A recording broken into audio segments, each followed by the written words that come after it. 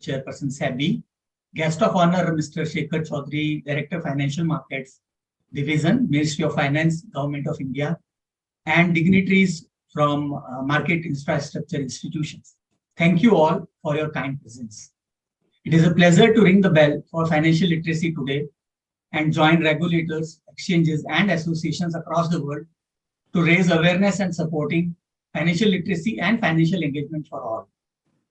Welcome to the third edition of BBF and IFIE World Investor Week. BBF India Investor Show 2022, organized under the aegis of SEBI, celebrations led by IOSCO. BBF extends its sincere gratitude and thankfulness to our regulator, SEBI, Ministry of Finance, for their continuous cooperation and support, to all the market infrastructure institutions who have supported this event on regular basis, to all the stalwart speakers from the industry for their valuable time, to all the participants who are watching us live today and shall continue to do so for the next 2 days on the webinar. This year, the key messages of the World Investor Week Campaign 2022 are investor resilience and sustainable finance. Investing can sometimes seem like an exercise in crisis management, and investors' resilience is its very foundation. Building financial literacy and making capital markets accessible can have a defining impact on someone's life, from saving for university or a house, to building pensions to support a life later, or to entrepreneurs of the future knowing the options they must finance their business.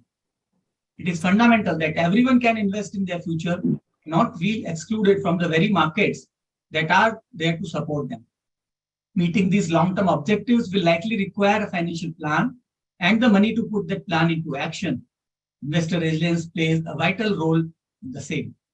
For some, financial resilience is the ability to change their goals, and others may regard themselves as financially resilient if portfolio delivers the returns needed to reach a financial target at the time it's needed. In the current changing scenario, investors have also shown a growing need towards sustainable finance, taking due account of environmental, social, and governance considerations and making investment decisions in the financial sector. It has become a powerful movement led by the regulators, financial institutional investors, and the asset managers globally.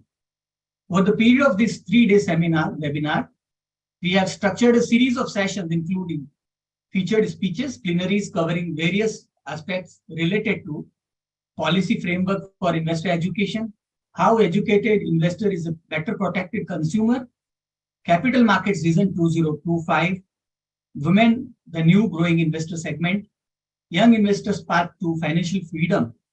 And we conclude with the most anticipated session with market legends, wisdom of great investors. A very special thank you to all our dignitaries, presenters, and the panelists for being a part of this event as we continue to embrace, explore, and enjoy our learning adventures. Thank you.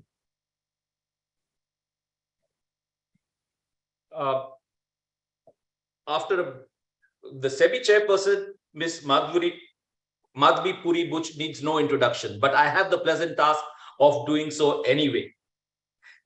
Ms. Butch assumed office as chairperson of SEBI with effect from March 2022. She served as a whole-time member SEBI from April 2017 till October 21, where she's handled various departments at SEBI. Prior to that, she's had a career in financial markets, banking of around 3 decades. So she's been on the other side of the fence as well, which is very heartwarming for us. And she holds an MBA from the Indian Institute of Management, Ahmedabad, and is a graduate in mathematics from St. Stephen College, New Delhi. With these brief words of introduction, I now hand over the floor to Ms. Butch. Thank you very much indeed. It is a pleasure to be able to have this opportunity on the occasion of the Indian Investor Show 2022. I would like to, first of all, join you in saying I love stock markets. And it is in this context that I would want to share some very simple thoughts with you on what is it that the regulator focuses on and where is it that we seek support from all of our constituents and the market participants. So I'm going to share a few slides here. The first one, we move on, is about the principle of success. What is it that we believe is success? And particularly in the context in which we sit here today, these four individuals who are on this cliff and helping each other to scale greater and greater heights to us, these four people embody the regulator, the market infrastructure institutions, the intermediaries, that's our brokers, and the investors. And sorry to, but in the slides are not moving. Slides are not moving. They're on one. Can you see a slide with four people on a mountain? We can see the first slide. Okay. No, four people on a mountain. Is that what you can see? No, we can't see the main it. slide. It's on the Okay. side. All right. Let's see that how we get that sorted out. Just give me a moment. You have to do slideshow. We can also hand over control to somebody at that end. Ma'am, you have to do slideshow. Now it has come. Yep, perfect. Yep. All right. Okay, so there we are. There's our version of the regulator, the MIIs, the brokers, and the investors. And this picture actually captures our philosophy very well, because we believe that either all four of us will succeed together or we will fall together. There is a huge amount of interdependency that all of us have.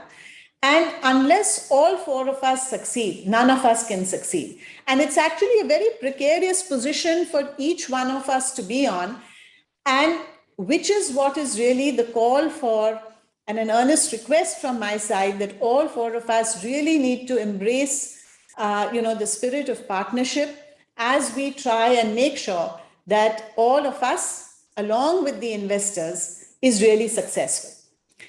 But what is it that constitutes success for an investor? Many of these are very, I would say, motherhood statements. So for instance, the issue of, diversification. We know that this is true. This is the wisdom of many, hundreds of years of investment, to say that a diversified portfolio is a safe portfolio and a more appropriate portfolio. However, sometimes I think that what happens when there is a flavor of the day, when there is something which is, fear of missing out, when there is a lot of tezi in the market on certain fronts, investors tend to concentrate in one area or the other, in one asset class or the other. And it is really incumbent on all of us, and particularly, I would say, the broking community, because you are closest to the customer. We are very, very far away. We are 3 levels removed. But the brokers are really at the front end of this, and they are the ones who are constantly in touch with their investors. And at that stage, to give appropriate advice on diversification, I think really falls on their shoulders. And that's something that we would really look forward to, that through various cycles, is the advice of diversification being given to investors, or are they really being advised to, simply ride the local flavor of the month or the local flavor of the cycle? The second issue that we feel really requires a lot of attention is this constantly reminding the investor about the short term versus the long term. And we have seen this play out. We have seen now in our markets, for instance, the entire SIP strength, right, in mutual funds. We've seen that investors who have stayed with the discipline of saying month after month after month, a small amount just goes regularly, and you buy on the up, you buy on the down, your average cost of acquisition is evened out, and you are holding for the long term. So the kind of path you take when you have a long-term perspective is very different from the path you take when you take a short-term perspective. And again, I feel that it becomes the responsibility, and a very critical responsibility on the part of the first line of information availability, which is the brokers, to really guide our investors in terms of clarifying in their minds that what is it that is a long-term portfolio that they wish to hold, and what is some of the short-term allocation that they wish to make. It's not as though one or the other is wrong.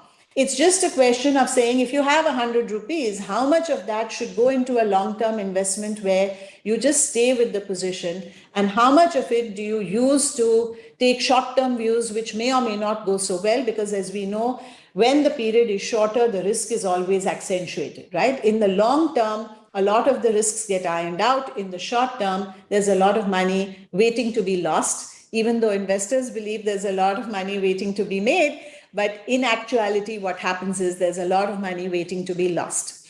So if that is a small part of the portfolio, if it is something that they are consciously allocating to the short term, knowing full well the risks, that's fine.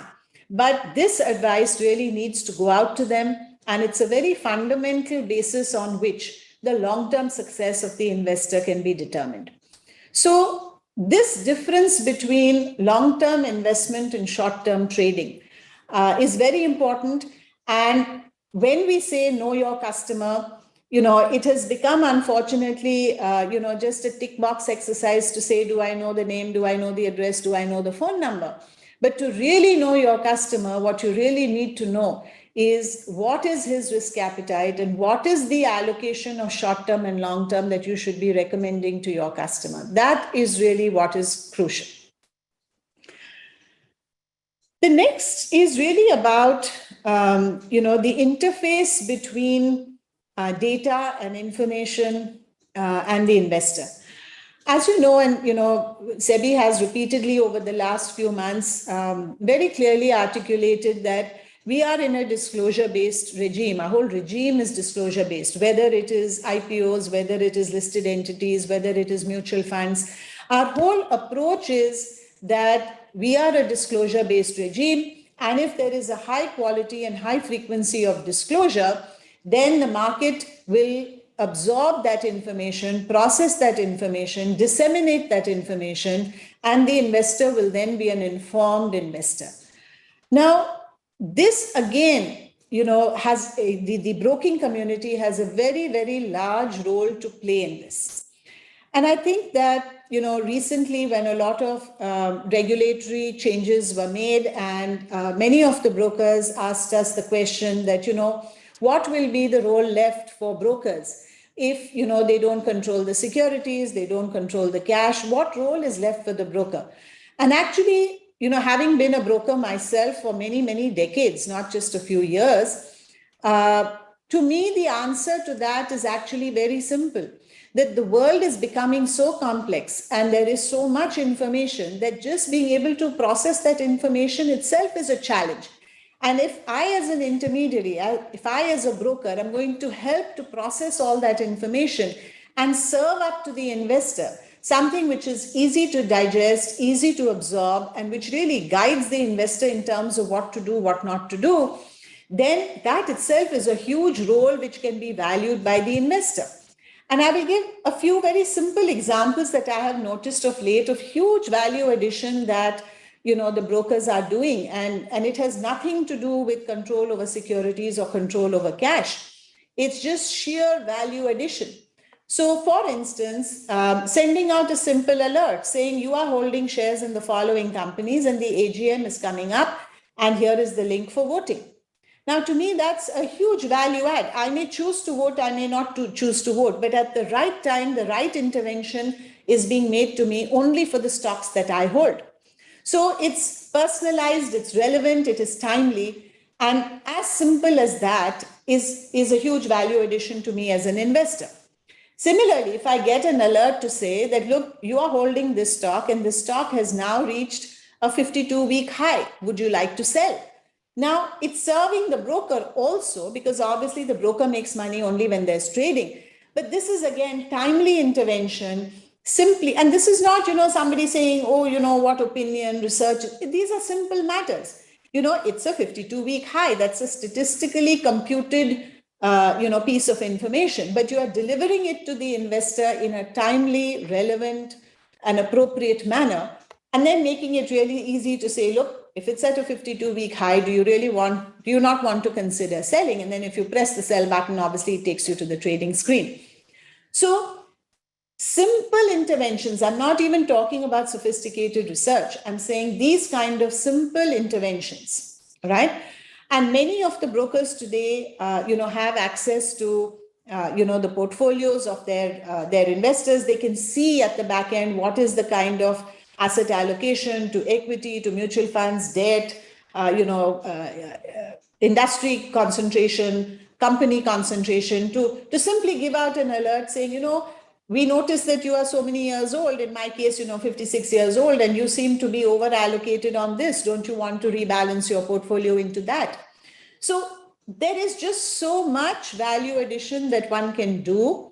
And you have the richness of the data residing with you, not just the client data, but all the disclosure data that SEBI has made mandatory, for so many of the asset classes, that there is a huge opportunity to add value. And that is why we have, as SEBI, clearly articulated that all data which is mandated to be disclosed as per our regulations and circulars must be available for free in a very easy format, including for entities who download it for profit. So it's not just that for the investor it is free, for all intermediaries also it is free, because this is something which the desire of the regulator is that intermediaries absorb this data, process it, and serve it up to the investors in an easy to absorb format at a relevant time. So dealing with this complexity of data, to my mind, is going to be, going forward, one of the key value adds that all of us, brokers who belong to the broking fraternity and the broking family, that is the single I would say, no-brainer form of adding a lot of value to our investors. The next issue is really about, linked to this issue of saying what is really relevant and suitable. As we know, many investors get carried away with, as I said, the flavor of the month. But just as we go for a physical health checkup, and then we know that, whether we need supplements or we need anti-cholesterol or we need anti-blood pressure medicines, there is a doctor who guides us and helps us after doing the necessary checks, right? A health checkup. So a lot of what we as intermediaries have in the broking fraternity is we have the data and we can ask for more data because the investor trusts us to actually do a financial health checkup on the investor. So yes, it's not mandatory under the KYC norms, but this is what it really means to know your customer, to do a health checkup of the customer and then prescribe the medicines that you think are relevant. Now, as we know, that is incidental advice, the way we say that, right? The brokers have the right to do incidental advice without registering separately as investment advisors. But that's the incidental advice which, again, is a huge value add that can be given based on the specifics of the health checkup of the specific investor. And when we say what is it that is suitable to the investor, of course, the single most important thing is, the question of really educating the investor that risk and return do go together. There is no, pot of gold at the other end of this so-called rainbow. It's not a rainbow. It's a plank on top of a very deep gorge. And to get to that gold, you have to pass through the risk. And so the risk is real. And for people to say, I want the high return, but I don't want the high risk, just educating people that simply does not happen. It is not possible, right? You may get lucky once, you may get lucky twice, but the world is configured that risk and return go together. And the meaning of risk is that you can lose capital. Now, that education to say there is no high return without high risk is something that, again, falls on us as an intermediary community to really educate the investors. And therefore, I come back and say that for all of us, the spirit of partnership is really critical. If the regulator does not see all the other constituents as partners, it won't work. Because for us as a regulator, it certainly does not make us happy. If we see any wrongdoing in the market, that does not make us happy to catch wrongdoing in the market. For us, the important thing is that wrongdoing simply shouldn't happen. It's not about catching it. It simply shouldn't happen. And the reason why it shouldn't happen is because everyone in the system understands and appreciates that if a whole bunch of investors lose faith in the market, you can lose a whole generation of investors. So truly in this case, a slow and steady approach. Yes, we are a high growth economy and we love the fact that the number of demat accounts are growing and the number of people who are being brought into the fold through financial inclusion. We love it. But at the same time, it should not be that such people are brought in to really, with the attraction of a pot of gold at the end, and then they are sort of walking over this chasm and they fall into it and they will never come back. So for the success of everybody, as I said, for the success of the regulator, for the success of the market infrastructure institutions, for the success of the brokers and intermediaries, the success of the investor is most critical. And that is what we are all here to do. And that is what our job is. And that's what we strive to do in partnership with all our market participants. Thank you. It was very succinctly put, ma'am, that an intermediary is not just an intermediary.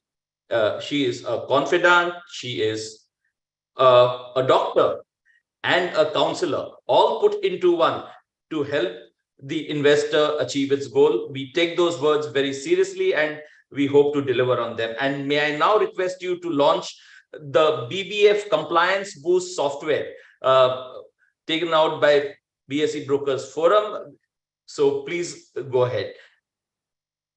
Okay. I'm presuming that some button somewhere is going to unveil something. It will happen automatically. The video. Wonderful. Thank you. And I would like the opportunity to share a few thoughts on it later. Yes.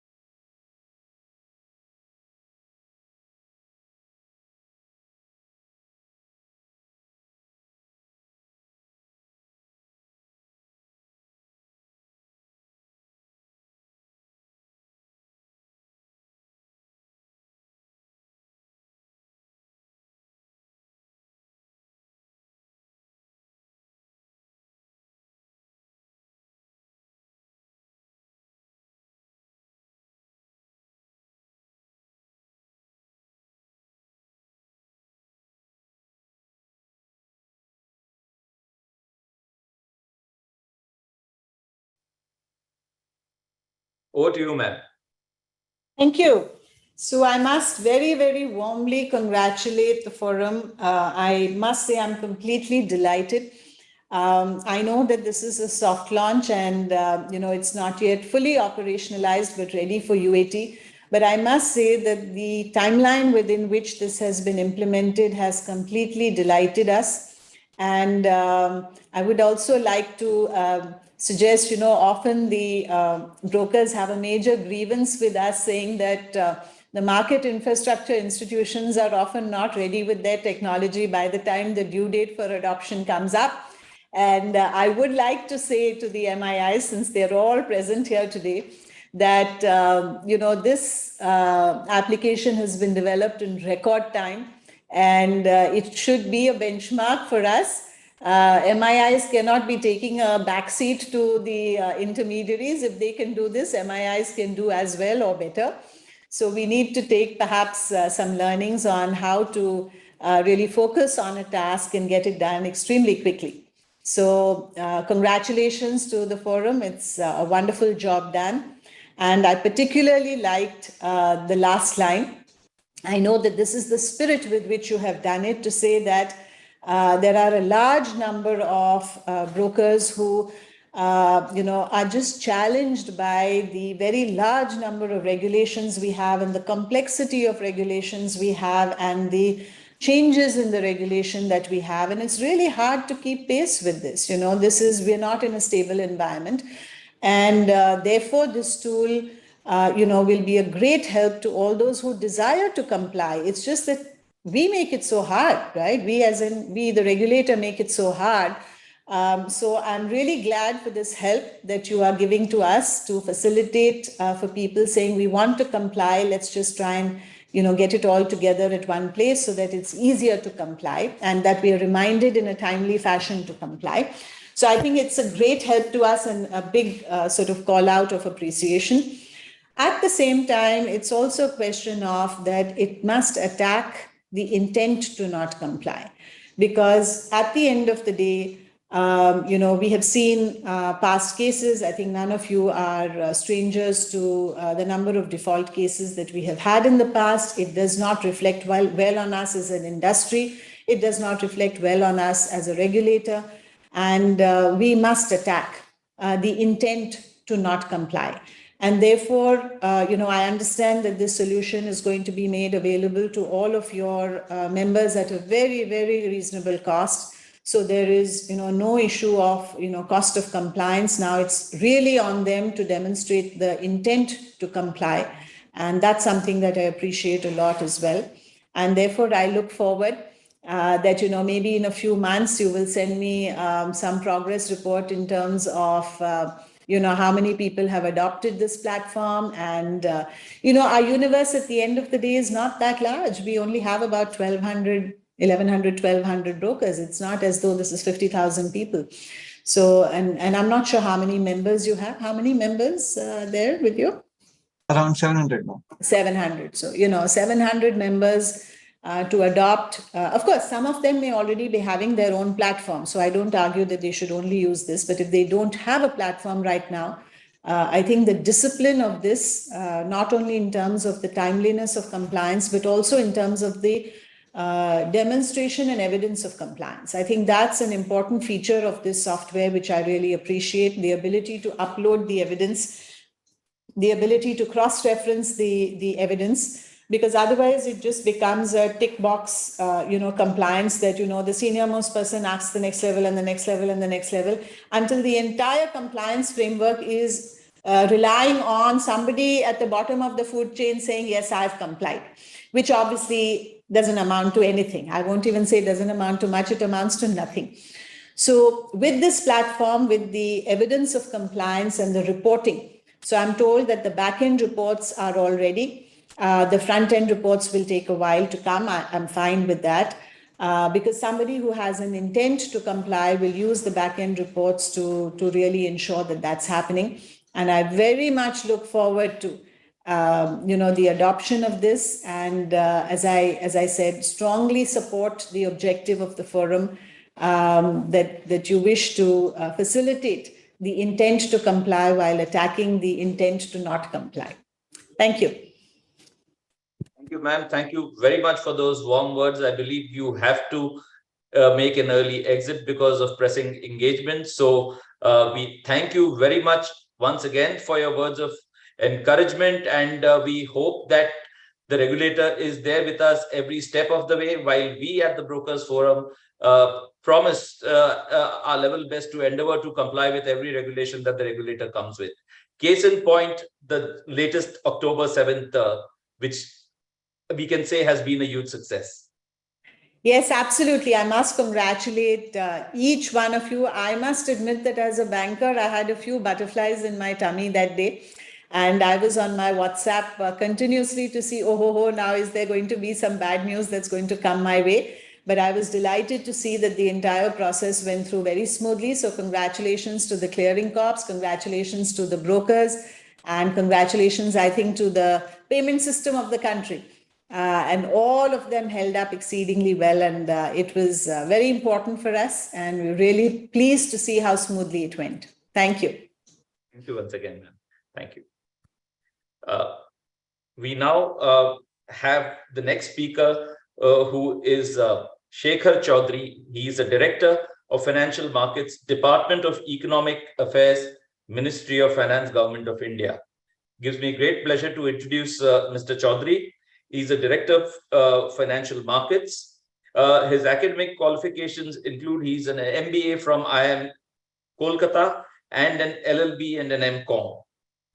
He has been amongst the top ranking students at IIM Calcutta. He has worked effectively holding charge of secondary markets. He's the single point of contact for sovereign wealth fund, pension funds, etc. of nations in the ASEAN region for enhancing investments in the country. He's working on projects of national importance like social stock exchange, enhancing retail investment in government securities.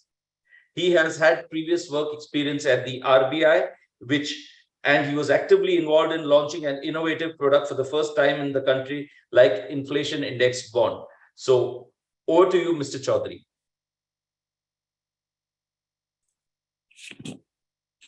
Good afternoon. Can you hear me? Yes, sir, you're audible.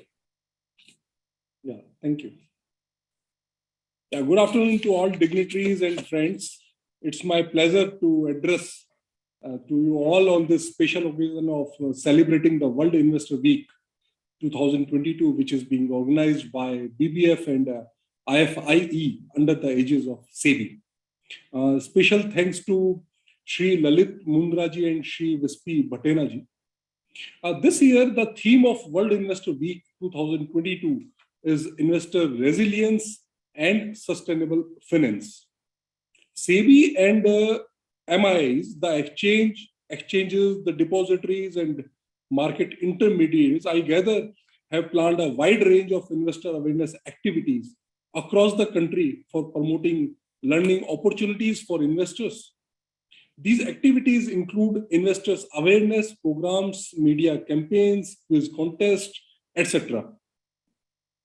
From the unprecedented uncertainty we faced during the early days of the pandemic, India has come a long way, with lives of people regaining normalcy and economy gathering momentum. One of the biggest strengths of the Indian economy that got revealed during the pandemic was the resilience of our financial investors.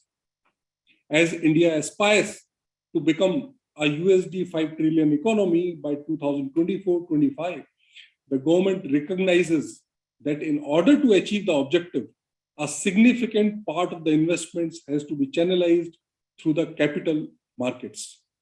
A well-developed and deep capital markets can play a key role in financing the required economic growth, catalyzing infrastructure development, as well as fostering financial stability. But this also requires a sound system in place for investor protection.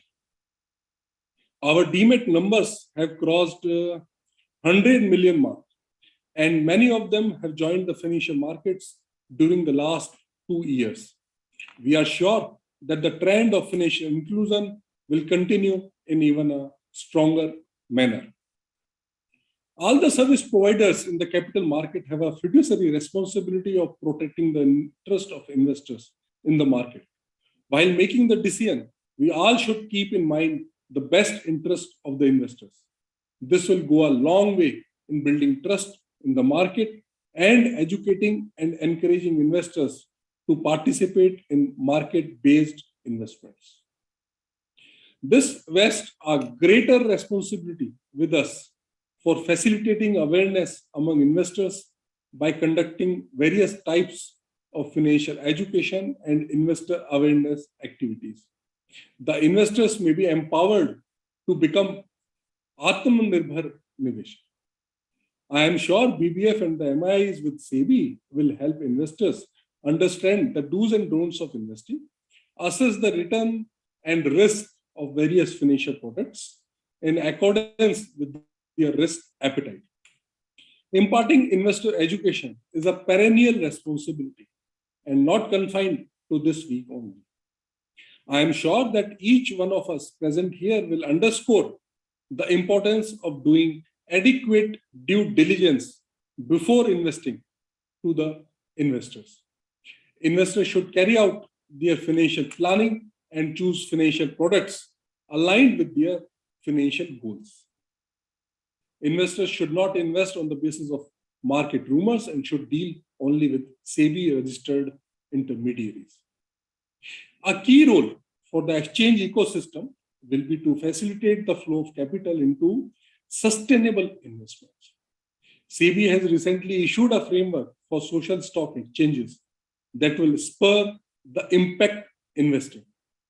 The mission is to provide a global platform for exploring how social stock exchanges and in collaboration with investors, issuers, and other market participants can encourage sustainable investment, including the financing of the sustainable development goals.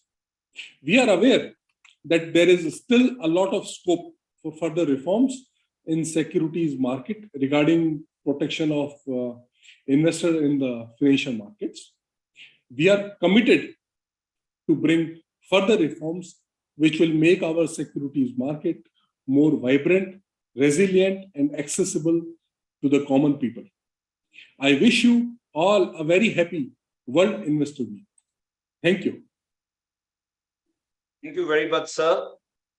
We will endeavor to make a more Atmanirbhar investor and make investing accessible to all. And with these words, may I now invite Ms. Catherine Edmondson, Executive Director, International Forum for Investor Education, who has joined us on a call from America.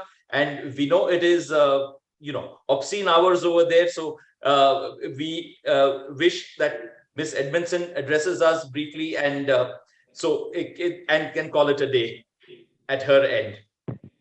Over to you, Catherine. Thank you, Mr. Chairman. Can you hear me? Yes, absolutely. Loud and clear. Great. I apologize for being on a call. Sometimes the bandwidth doesn't always work at these times of day, and so I didn't want to either embarrass myself or disrespect somebody there because the phone line didn't work. So thank you for the opportunity. I want to join all those who are welcoming everyone to the third annual India Investor Show event in honor of IOSCO's World Investor Week 2022. I too need to both thank and celebrate those who have made this possible and who are participating today. BBF, its leadership, its staff, its members, and all those who are organizing events have done, and its partners have done nothing but excellent work here. This whole project that IFIE and BBF are collaborating on under the aegis of SEBI started during the pandemic. And as we've heard from your illustrious guests so far, it has not been an easy ride for anyone, and it probably will not continue to be. But the excellence of the programming in the last 3 years and the increases in the quality of the programming and the insights have been shared all over the world and have been discussed. And so the dynamic leadership of India, its market makers, and all of the 4 participant groups that your illustrious SEBI chair talked about are, of course, really important voice, not just for India's growth, development, responsibility, sustainability, but also for those of us around the world to listen. And I thank BBF so much, including Uttam Bagri, who is a first vice chair of IFIE. Obviously, it couldn't participate. We couldn't participate if it weren't for SEBI, and so we thank SEBI and the new chair with deep gratitude for helping organize IOSCO World Investor Week 22 every year they do it, and our ability to produce this event under their aegis. So we thank the support partners, the knowledge partners, the speakers, the organizers, and the participants. It's very important to do this, and together I think we can do some great things. I was just asked to highlight the themes of IOSCO's World Investor Week, but I think our previous guests have already done that.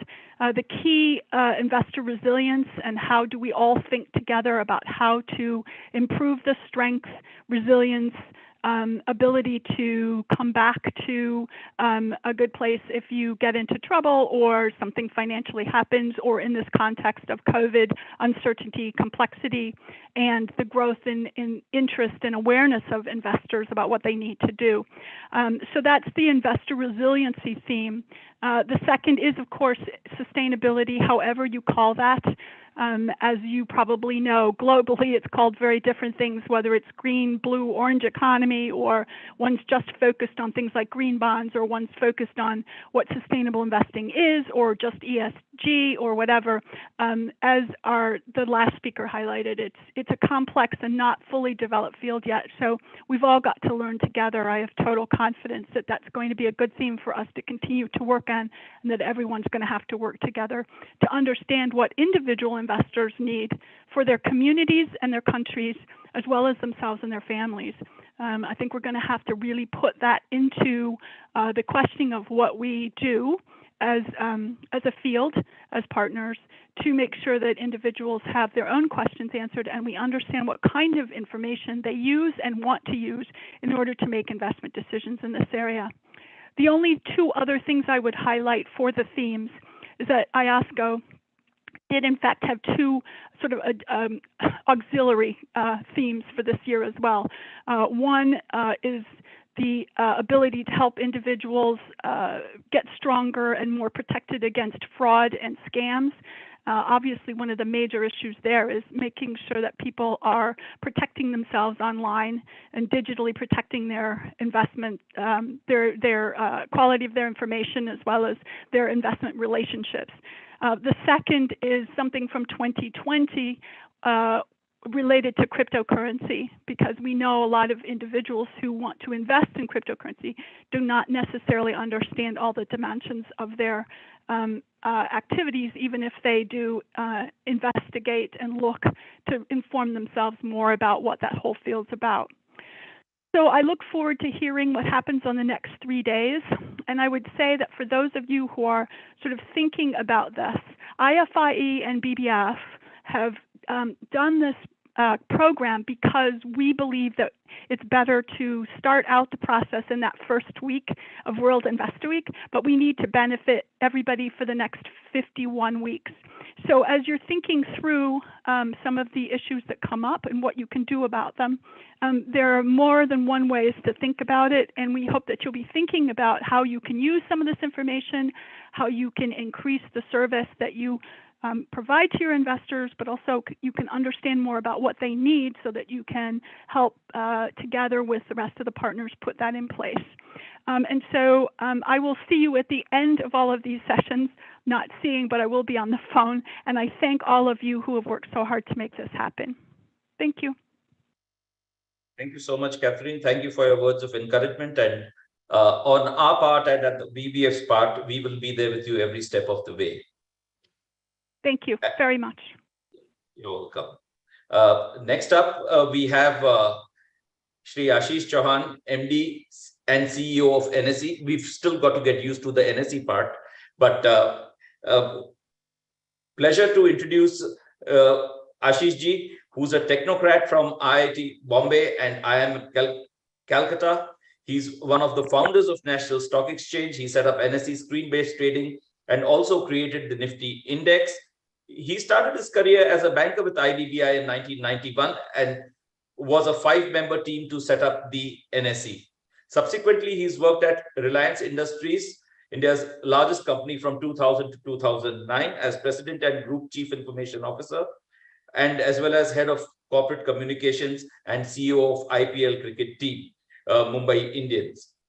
At the BSE, as we all know, he was there from 2009 to 2022 as Deputy CEO and CEO. He's credited with reviving the BSE, completing its IPO, perhaps the only person in the country to have successfully IPO'd an exchange, setting up the IFSC Gift City exchange, and ensuring that BSE became the fastest stock exchange in the world with 6 microsecond trading response time, and by changing its technology. He has been recognized with several Indian and international awards, including top 50 CIOs in the world by Information Week, US Digital Icon of the Year, Asian Banker of the Year, and many more. He has served on a part of several policy committees of government, including Ministry of Finance, Education, MSME, CBDT. He's headed South Asian Federation of Exchange SAFE, and he has spoken at various multilateral institutions like UN, WFE, UNCTAD, and OECD. He has co-authored a book titled BSE, the Temple of Wealth Creation, and a book titled Sthita Pragya, the process of maintaining equilibrium, has been written on his life journey. I hand over to you, Mr. Ashish Chauhan. Thank you, Alokji. Shri Shekhar Chaudhary, Shri Samir Patil, Srimati Latika Kundu, Shri Nehal Vora, Srimati Padmaja Chundru, Srimati Devika Shah, Shri Vikram Kothari, so Shri Kathleen Edmondson, Shri Lalit Mundra, Shri Uttam Bagri, Shri Alok Churiwala, other dignitaries. It's a pleasure and honor to be in front of you at this BBF India Investor Show 2022, which is a third edition of BBF and IFIE World Investor Week that is organized under the aegis of SEBI and celebrations led by IOSCO. Please also accept my hearty congratulations on the launch of a much needed compliance software for stockbrokers. I think it will go a long way in fulfilling a need, and I'm sure it will also stay attuned to the changing times by changing itself over a period. World Investor Week is an important initiative of IOSCO at the global level and SEBI at India level to spread knowledge about the capital markets to the investors at large.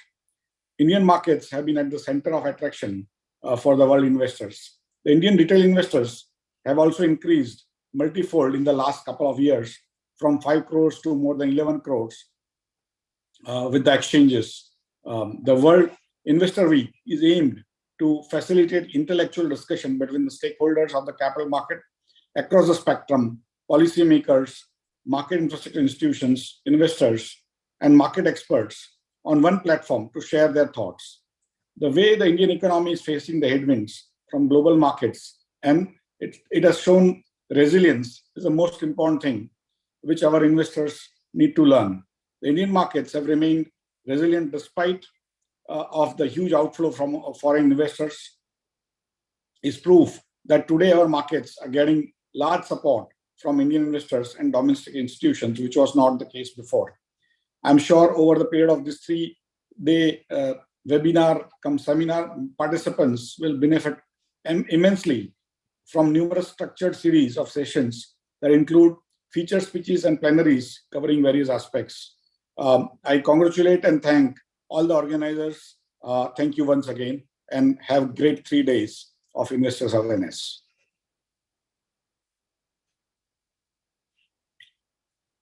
Thank you so much, sir, for your words of encouragement. And I hope you will find some time to participate in some of our sessions, as some of them will be very interesting even for you.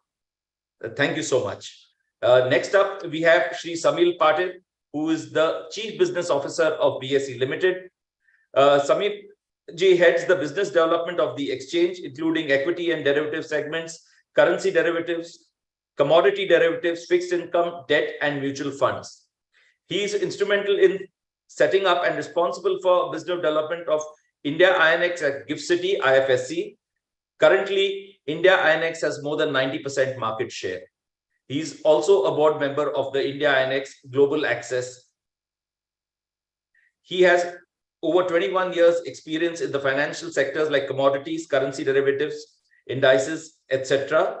He was previously associated with MCX since inception for over a decade. He is credited for the successful launch of flagship contracts on the MCX, gold, silver, WTI crude, oil, and copper contracts. He is awarded the India UAE Business Ambassador of the Year award in 2018 at Abu Dhabi, and was nominated for the prestigious IIFC Award for Excellence in respective fields. He is a science graduate from Bombay University and an MBA in finance. Over to you, Samir Ji.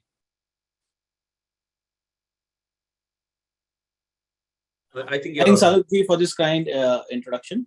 Respected Srimati Madhvipuri Madam, Madam, Shri Ashish Chauhan Sir, Shri Shekhar Chaudhary Ji, Shri Latika Kundu, Srimati Latika Kundu, Mr. Nehal Vora, Srimati Padma Chundru, Srimati Devika Shah, Mr. Vikram Kothari, Shri Lalit Mundraji as well. First of all, I would like to thank BBF and IFIE for inviting us to participate here, BSE participate here today in this launch and celebrating this World Investor Week. Good evening, ladies and gentlemen. It is my pleasure to address this session on World Investor Week, which is celebrated across the world, keeping in view the investors from all over the countries as a focal point. I sincerely appreciate and thank IOSCO for conceptualizing this yearly event, which is celebrated across the world, keeping in view the investors from all over the countries as a focal point. I also appreciate the hard work put in by SEBI in preparing the roadmap in coordination with all MIS and schedule events and activities to make this celebration a grand success across India. At the outset, also allow me to congratulate BBF for launching this BBF Compliance Boost software today. Coming back to investor awareness and safety, this session is quite relevant in present times as the capital markets recover from the volatile COVID period in March 2020 to the current testing geopolitical concerns. To adapt, the government of India, led by Honorable Prime Minister Narendra Modi ji, adapted the path of Atmanirbhar Bharat, focusing on increasing investment in sectors of strategic importance so as to revive the economy. Naturally, capital markets had a critical role to play in facilitating such investments. At this time, let's take a few minutes to recapitulate the developments in the capital markets since the onset of pandemic. Growth in retail investors. In the last 2 years, a large number of retail investors entered the capital market during this time. BSE today has a registered investor base of more than 11.5 crore investors, which has double or 100% growth from 5 crores in May 2020, the initial phase of COVID-19, to more than 11.5 crore investors at present. And of the 6 crore new investors, 14% under the age of 20, 22% between 20 and 30 years, 47% between 30 and 40 years.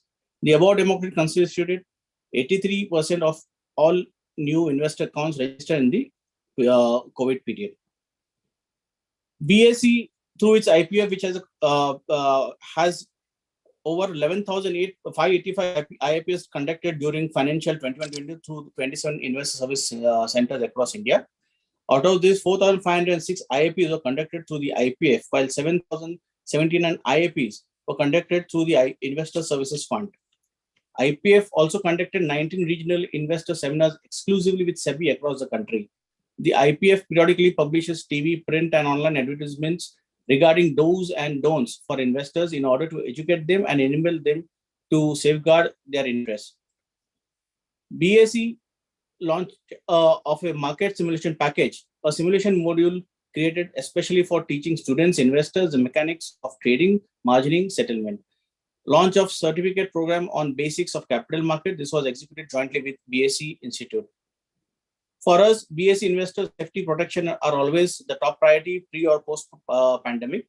The second priority is to enable ease of access to all the participants to invest in a fair and transparent manner.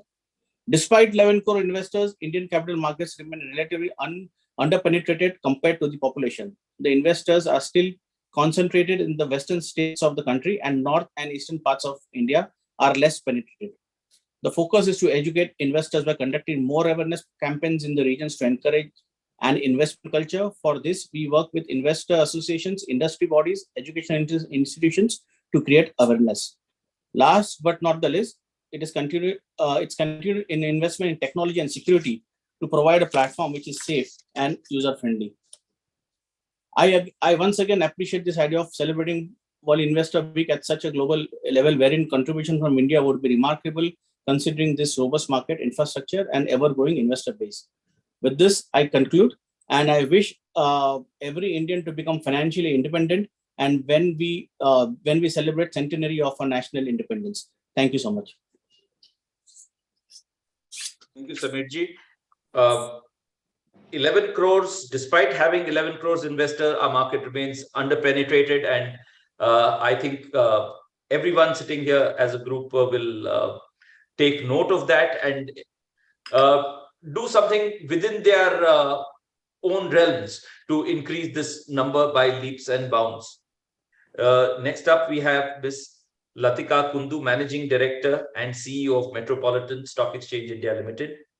Ms. Kundu is co-founder and she was a former co-founder and chief operating officer of Singapore Diamond Investment Exchange Private Limited.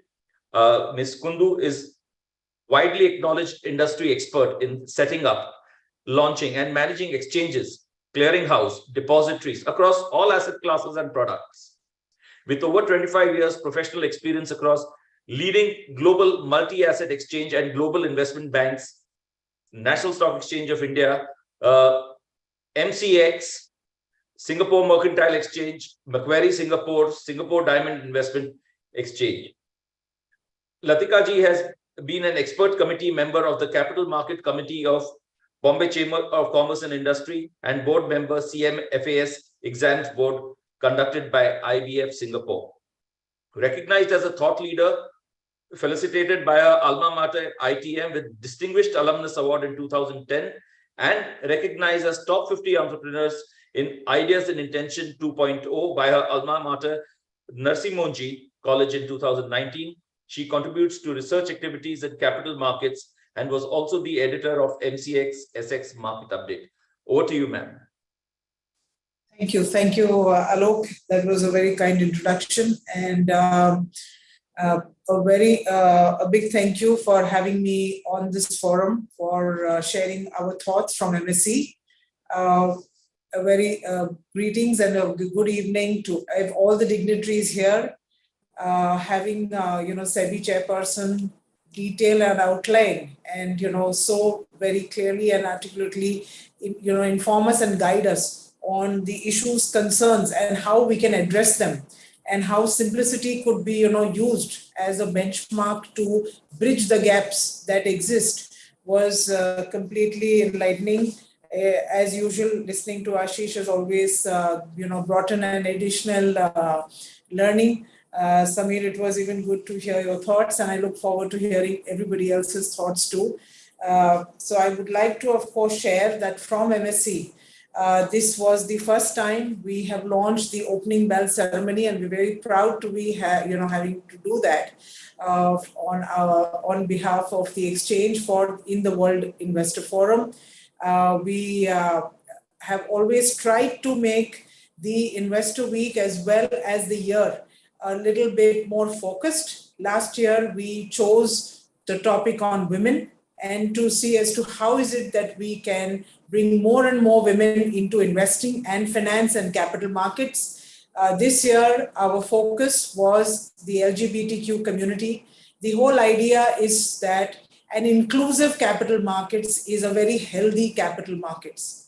And just to, before I move further as to why we, chose the special community of LGBTQ in our this particular year's theme, was that if we see world over, across the globe, there is almost an income flow of close to $4.6 trillion from this community. And it could have, if all of them lived in one country, it would be the fourth largest country in the world. By ensuring that we are more inclusive in our society, we will be able to ensure that all aspects, including financial planning, as well as investment in capital markets, will be much more benefited by ensuring that we are more inclusive. So this has been a very primary concern as well as a focus for us at MSC. And we believe that all of us together, we agree, with Ms. Butch's statement where she says that all the four categories, the regulator, the MIIs, the brokers, and the investors, basically need to coexist. And we need to hold each other's hands and learn from each other and provide learnings to each other. So that's how even we look at it, that how much ever we are able to share and we are able to benefit through collaboration with each other and grow the market for the largest democracy in the world at 1.4 billion. It is, it is not only, it will be wide, it will be deep. And I know that It was spoken, I think, even by Mr. Shekhar about deepening of the Indian markets, and we talk about the Atmanirbhar India. Of course, the whole reason is that then only when we reach out to every corner and every person, if everyone can have a mobile, and almost everyone today, is able to at least communicate in some form of English, Hindi, the basic languages beyond the regional languages, which we are aware, and that itself, and we going out also explaining out to our investors across all languages, which we are also making effort in. We have already published our first 10 videos. We've started in English, but we are moving it to our national language and all the regional, at least the main regional languages, before we go to the others. That is our endeavor, that in the next couple of weeks, we will be releasing the next set of videos so that the communication is simple, it's clear to the final investor, that when they come in, if they're looking at a reward, there is a risk attached to it. Yes, we can try to mitigate the risk, but we cannot do away without it. So we all people, the MIIs and the brokers, it is our responsibility to ensure that we handhold, we work together, and we are able to achieve by educating each and every one to the last mile and bring them into the fold of capital markets, where we have, I know we say demat accounts are close to 7%, but we know that the participation is much below that number. And in a developed country, it's more than 55% of participation that is there today. So why can't we achieve it? I don't see any reason. I just see that it is a process. The process has already begun, because right from the regulator, the ministry, at every level, there is utmost seriousness of ensuring that there is a widened and deepened market. And we are happy to be part of every such endeavor. We will be sharing across, we have put it on YouTube already, and we are happy to share it with the forums and any other association or entities, whatever materials we have, so that we are able to spread knowledge and increase it and make it simplified. Your video and your soft launch on your compliance software was really very, great. I mean, it gives every time a new motivation to say, yes, the next step to better our markets, to better education, to better compliances is already there, so that there is not a hindrance and nobody takes a step back for, after coming and investing, by either getting a fear that they might lose their money. They should be aware that the risks are there, but yes, it is a market. You can choose your short and long terms, but yes, you come here, this is what the market is, and be informed, be an informed investor. Thank you very much. Thank you so much, ma'am. Thank you. And it's just so encouraging that, if this program were being held some 10-15 years ago, we may have had maybe 1 or 2 women on the panel, but as you can see now, we have so many women who are either heading the MIIs or even heading the regulatory function. So, India has moved a long way. Gender discrimination seems to be going away, at least in the capital market, we can say. And hopefully, over time, we will also strive to include the LGBTQ community as well. But I am told that there are many challenges still there, because even banking seems to be a far cry as of the day. More on that on another day. But now, next up, we have Mr. Nehal Vora. Nehal is the MD and CEO of CDSL India. He's been there with the CDSL since September 24, 2019. And under his leadership, CDSL has emerged as the leading depository of the country. He has also launched international finance. He has also launched the depository operations at the IFSC Gift City, Gandhinagar. He's been recently awarded the CEO of the Year by the 20th Global Edition Business Leader of the Year Award, the Vocational Excellence Award by Rotary Club, Bombay. Mr. Vora is a member of the SEBI Policy Committee, FPI Committee, Market Data Advisory Committee, Secondary Market Advisory Committee. He chairs the working group on the data protocols for secondary market of the MDAC. He's also a director on the board and a member of India Seed Management Committee of AIC NIMS Incubation Center. Mr. Vora has over 25 years experience across diverse segments of the capital market, a distinguished alumnus of the HR College of Commerce and Economics. He's a guest speaker at various international forums, including IOSCO, Harvard Training Program for Securities Regulator, and he's also speaker at the NISM. Over to you, Nehal. Thank you so much, Alok, for that very kind introduction. I would really like to thank BBF at this very novel way of launching the India Investor Week. Would also like to welcome all my fellow panelists, colleagues from the various MIs, a very inspirational address by the SEBI chair. And I'm really honored to be here as a part of this August forum. Why I call this a unique way in which BBF has launched this. Generally, the paradigm is that brokers are always not for compliance. They are basically against compliance. But today, the launch of the Compliance Boost software shows that that paradigm is getting broken, that compliance is not a reactive compliance, but a proactive compliance. It's part and parcel of the business strategy. And that's a very welcome change, which I see being part of the regulatory and compliance framework for the last 25 years. I think it's a very, very welcome change. And I would really like to compliment and congratulate the BBF in breaking this mold. I remember the Apple's first marketing brochure in 1977, which says that simplicity is the ultimate sophistication. To make it simple is the most difficult part. And that's been the core ethos of the CapTech, the capital market technology, as we call it, which has made the Indian capital markets more transparent and trustworthy, more accountable.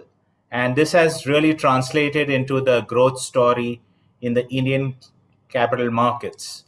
Right from the trading volumes on the exchanges, which has seen about a 238% increase in the last 7 years, to a more simplified focus and approach to accountable technology, where the key focus is the investor and making him truly self-sufficient, or as other speakers have said, Atmanirbhar.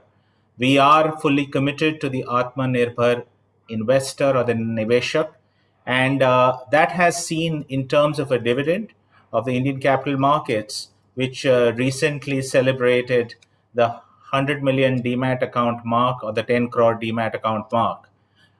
It's interesting to note that had this been a country, we would be more populated than the UAE or the Vietnam, and it would be the 15th most populated country in the world. So that's the kind of an ecosystem which we have created, which is just at about 7% of the population. And there are, as the famous quote says, miles to go before I sleep. There are lots more things which can be done. And I think the intermediary community is a very important stakeholder in not only ensuring the reach from a distribution standpoint, but to ensure that the trust and the accountable technology or the CapTech is more driven by an accountable technology, which is based on the foundation of transparency, which is based on the foundation of keeping the investor at the core and giving the entire freedom and visibility to the investor at the fore.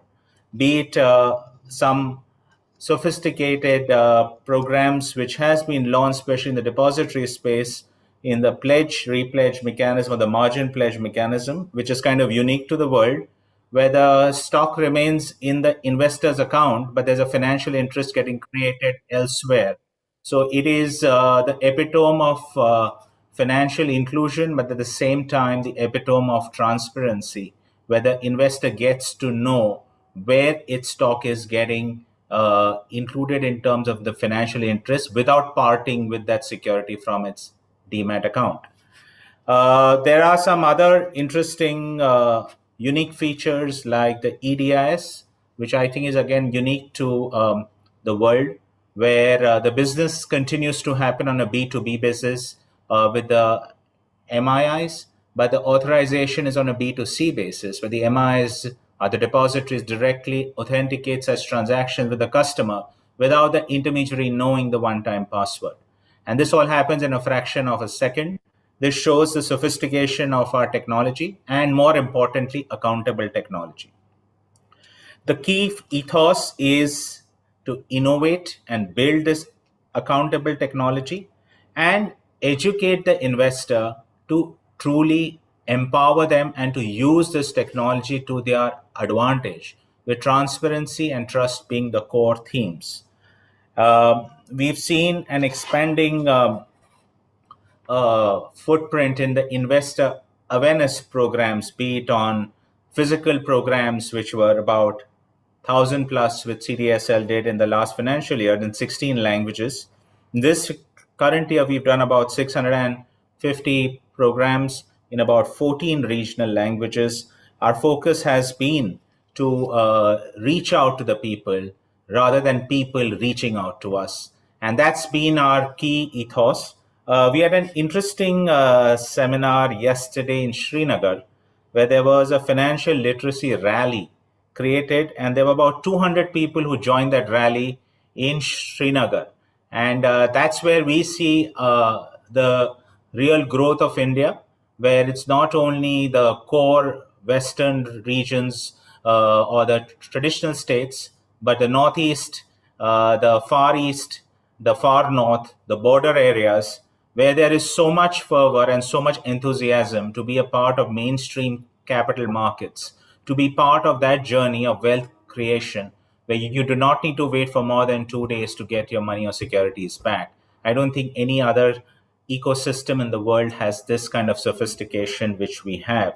And this is something which we need to really celebrate, we need to enhance, and as the SEBI chairperson stated, work in like a relay race amongst all the MIs and the intermediaries to ensure that the investor is truly empowering itself and in turn empowering the growth of India. To end, I would like to quote really from Mahatma Gandhi, which is a very simple but a very powerful quote. Change yourself, you are in control.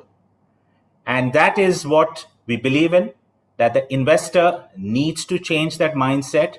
It doesn't need to rely on others blindly, but on itself. There are tools which are really available. You can seek the help, but at the same time, ensure that the decision making remains central to one own self and making oneself truly in control and being Atmanirbhar. Thank you so much.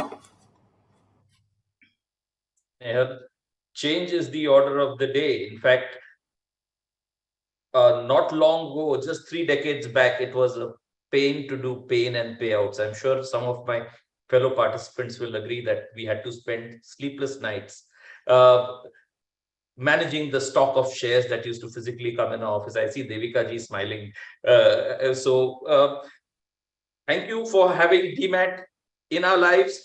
And I'm sure that as with the advent of time, we will access the border areas with equal vim and vigor, integrating the country into one whole capital market. Next up, we have Ms. Chandru from NSDL, who manages the second half of the depository system, which is just so important, which is the lifeline of our existence. Brief introduction about Ms. Chandru. She's the MD and CEO of NSDL since September 2021.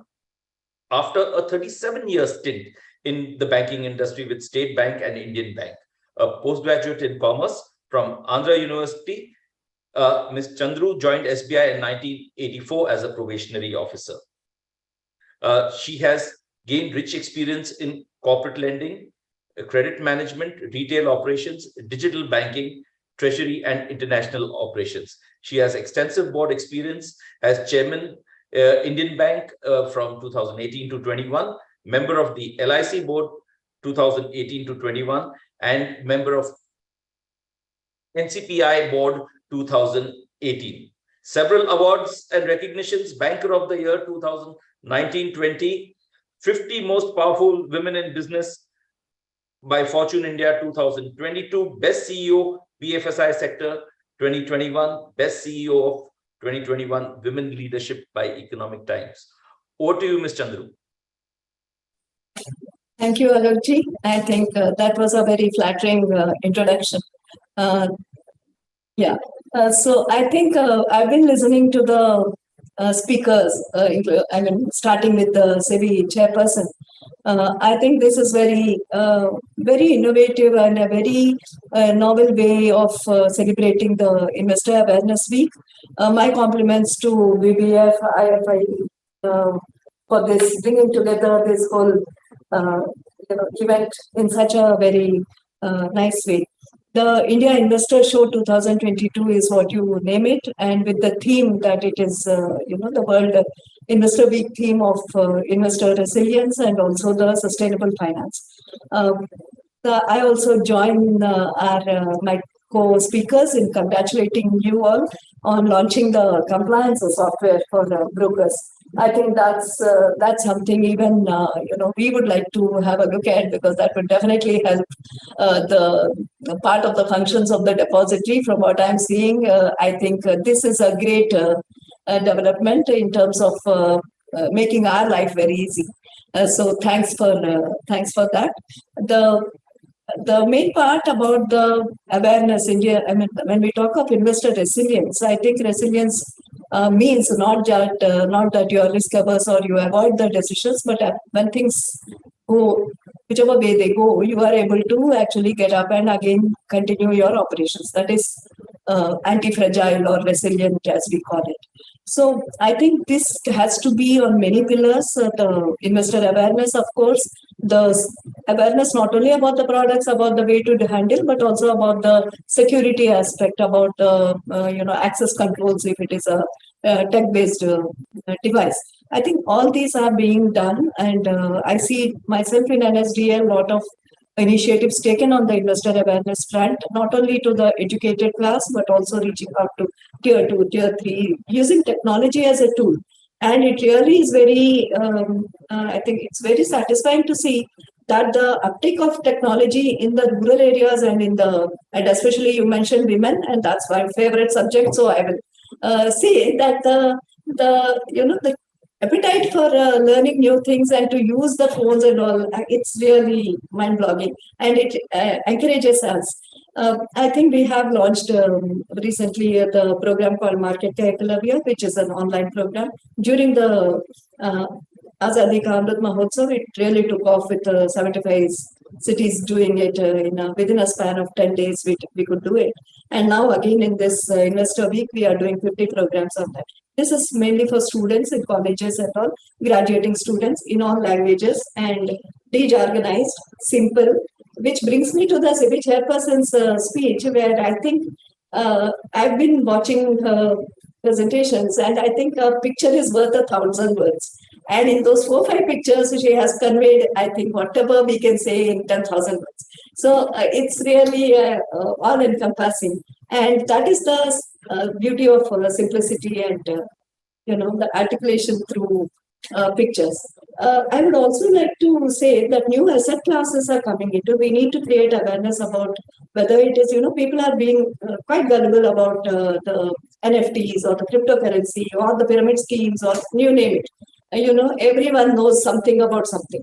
When I talk to people, I sometimes feel maybe I don't really know as much as they do about, because there's a lot of confidence and irrational exuberance around those schemes. I think the other part is that our contribution to the economy, whether we talk about 5 trillion economy or a 25 trillion economy in 2047, capital markets have to bear, I think, more than 50% of the load, because the capability is there. I was in banking all through, so till today, loan market is the bigger part of capital markets. I think debt market has to pick up and come, and we all have to work towards that, whether it's private equity, mutual fund. There is a lot of value to be unlocked. And that whether it is in commodities, whether it is in gold, or even the CBDC that RBI is coming up with, I think there are a lot of technology innovations that are happening around things. When we mention about women, the gold that is locked up in the country, in the safes and in the lockers, if we can really bring it out, whether through EGR or other measures, I think that would add to our GDP, because the leverage is there and the money multiplier effect will be there. So I can see endless possibilities, and I also saw the program that is listed out by BBF.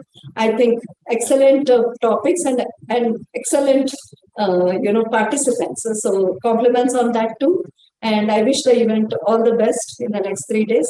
All the best to organizers. Thank you. Ma'am, we will take you up on your offer and arrange a one-on-one presentation of the Compliance Boost software with you at the earliest available opportunity. And yes, you have very succinctly laid out some kind of a roadmap for us as to how to, one of the things that we need to do is get out the gold from the lockers and get it out in the system so that our ecosystem becomes that much more vibrant. We have with us now Devika Shah, who's the MD and CEO of ICCL, Indian Clearing Corporation Limited, since 2018.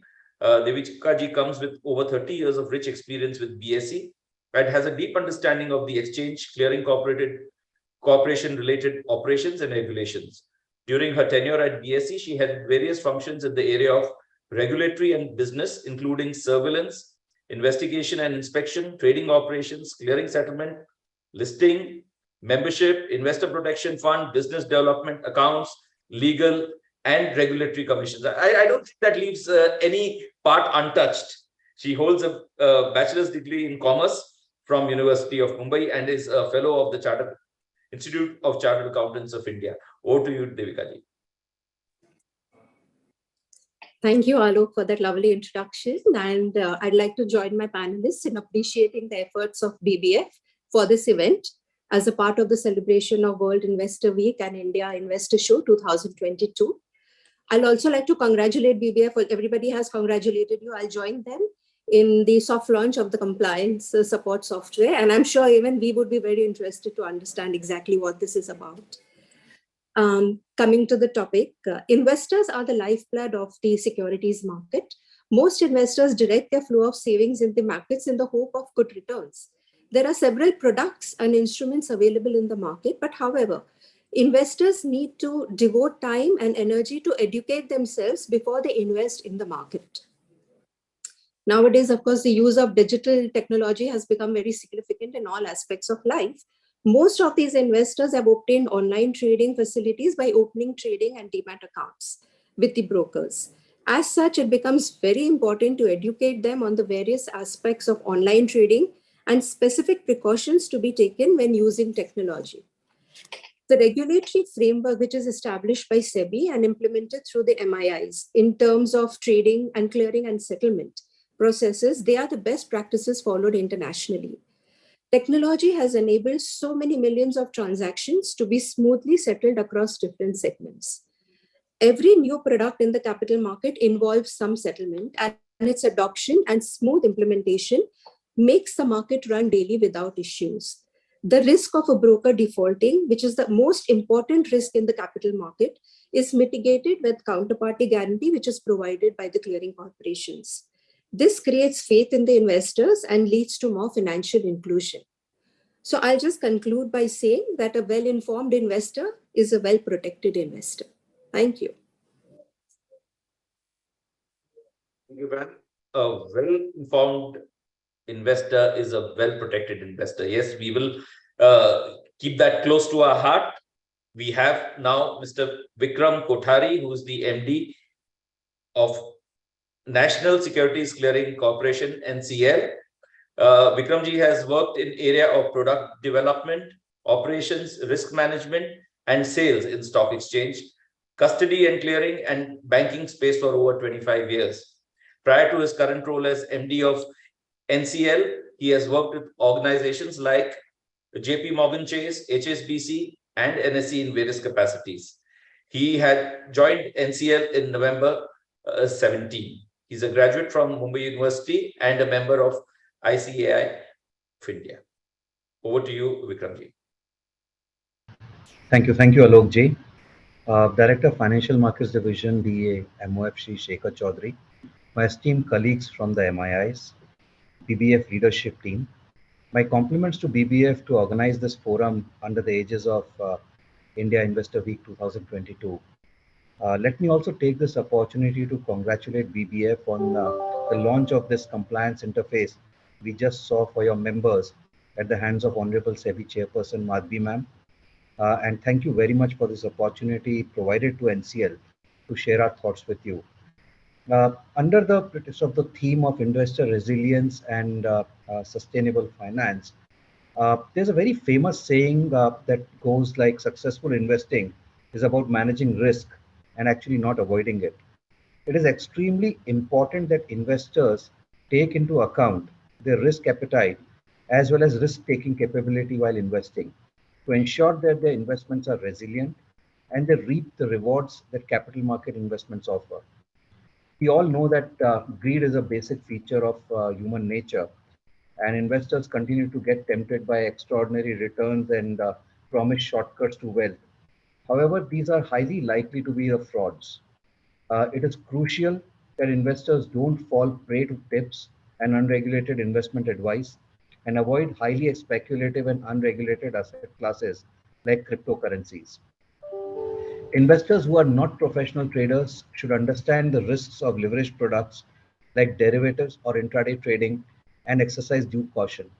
The established wisdom of sound financial planning, having an emergency liquid fund, diversification of investments, and regularly investing, it continues to be very relevant. Other thing is that Indian placed emphasis on dharma, that is ethical conduct and moral duties. And in the modern world, it is moral duty of businesses to commit themselves to ESG, that is environmental, social, and governance factors. Investor scrutiny is extremely important to keep businesses committed to ESG, and listed entities are required to make disclosures about their business responsibility and sustainability practices. It is important for investors to also research the ESG practices in addition to the financial factors while making investment decisions. As we complete 75 years of our independence and as we look towards the next 25, these years shall be of India's story. The capital markets of our country will play an extremely important role in this journey for India. Safe and prudent investing will allow us to be an effective part of this growth story. Let's make the most of it. Thank you. Thank you very much once again, BBF, for giving me this opportunity on behalf of NCL. Thank you.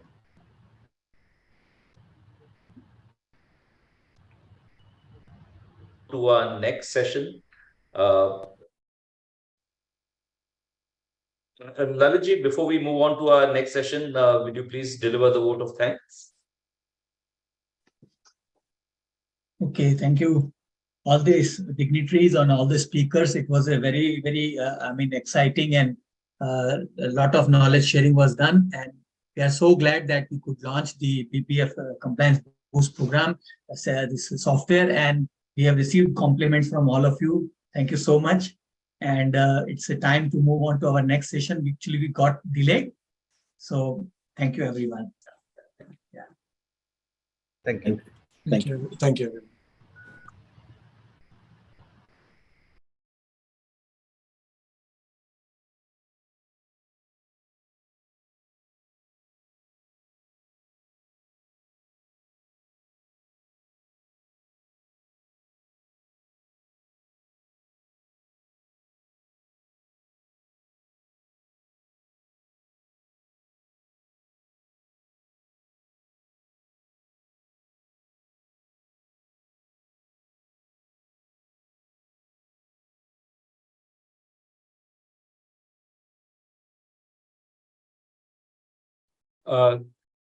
Tejas, may I now request you to take over for this session and go ahead? At the outset, let me just apologize to all the speakers of this session for having overshot our previous session. So sincere apologies. But if you could participate in the earlier session, it went off well. And please take as much time as you want for this one. Thank you very much. Thank you, Mr. Alok Churiwala. Hello, everyone. Welcome to the World Investor Week 2022 by Bombay Stock Exchange Forum and the International Forum for Investor Education. Today, I will be hosting a fireside chat called Preparing Investors for Known and Unknown Investment Risks. The respected dignitaries in today's discussion are Dr. C.K.G. Nair, the Director of NISM, Dr. Mr. Kushro Bulsara, Head of Investor Protection Fund, BSE, Ms. Nisha Subhash, Senior Vice President, NSE, Mr. Rishi Nathani, Chief Business Officer, MCX, Mr. Yogesh Kundani, Senior VP, CDSL, Mr. Krishnan Sharma, Vice President, Learning and Development of HDFC AMC. Welcome, everyone. So the broad talking points for today's discussion are the things to consider before you make investing decisions, cybersecurity on how to protect trading and demat account from cybercrime, understanding investor grievance redressal mechanism, and knowing the rights and responsibilities as an investor. Now, I would like to introduce each dignitary and seek their wisdom on how to prepare investors on the known and unknown risks. So starting off with Dr. C.K.G. Nair. Dr. Nair assumed the director's post at NISM in 2021. He was a member of SAT, Securities Appellate Tribunal, between 2026 and 21.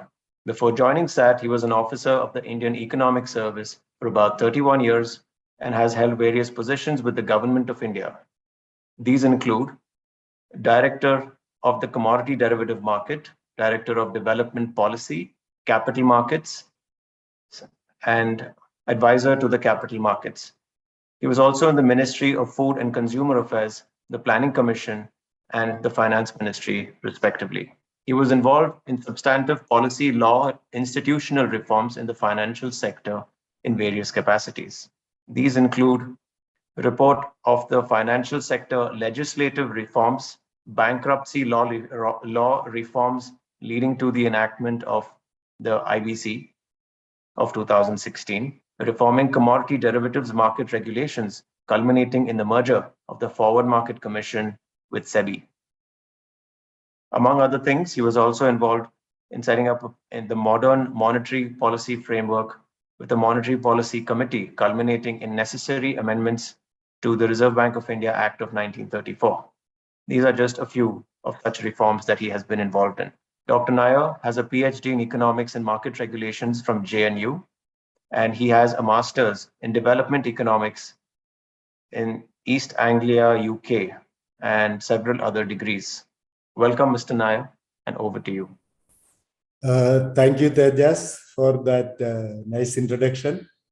And thank you for having me here. And I congratulate the BBF and all others who are part of this function. I look at investor awareness and investor issues from the angle of the investor grievances. Because being a member of SAT and as well as when I was working with the Ministry of Finance, we used to get a lot of complaints. You know, the investor complaints are not only put on this course platform of SEBI, which is retrieved by the respective exchanges or the listed companies and things like that. They actually go up to the President of India and the Prime Minister and others in making complaints. And because the issue is, it's a large number problem. And at the same time, legally, the regulatory authorities, whether it is SEBI or IRDA or RBI, all of them are mandated to address investor issues as a priority. So it won't go away. So it is a large number problem and lots of changes are happening as investors become more and more informed because of new products, new processes, new technology, and are happening at the frontier level, which youngsters like many of you and Tejas and others are aware of.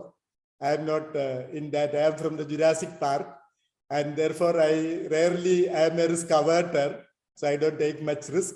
So that's why I'm working in NASM or in the government in the past.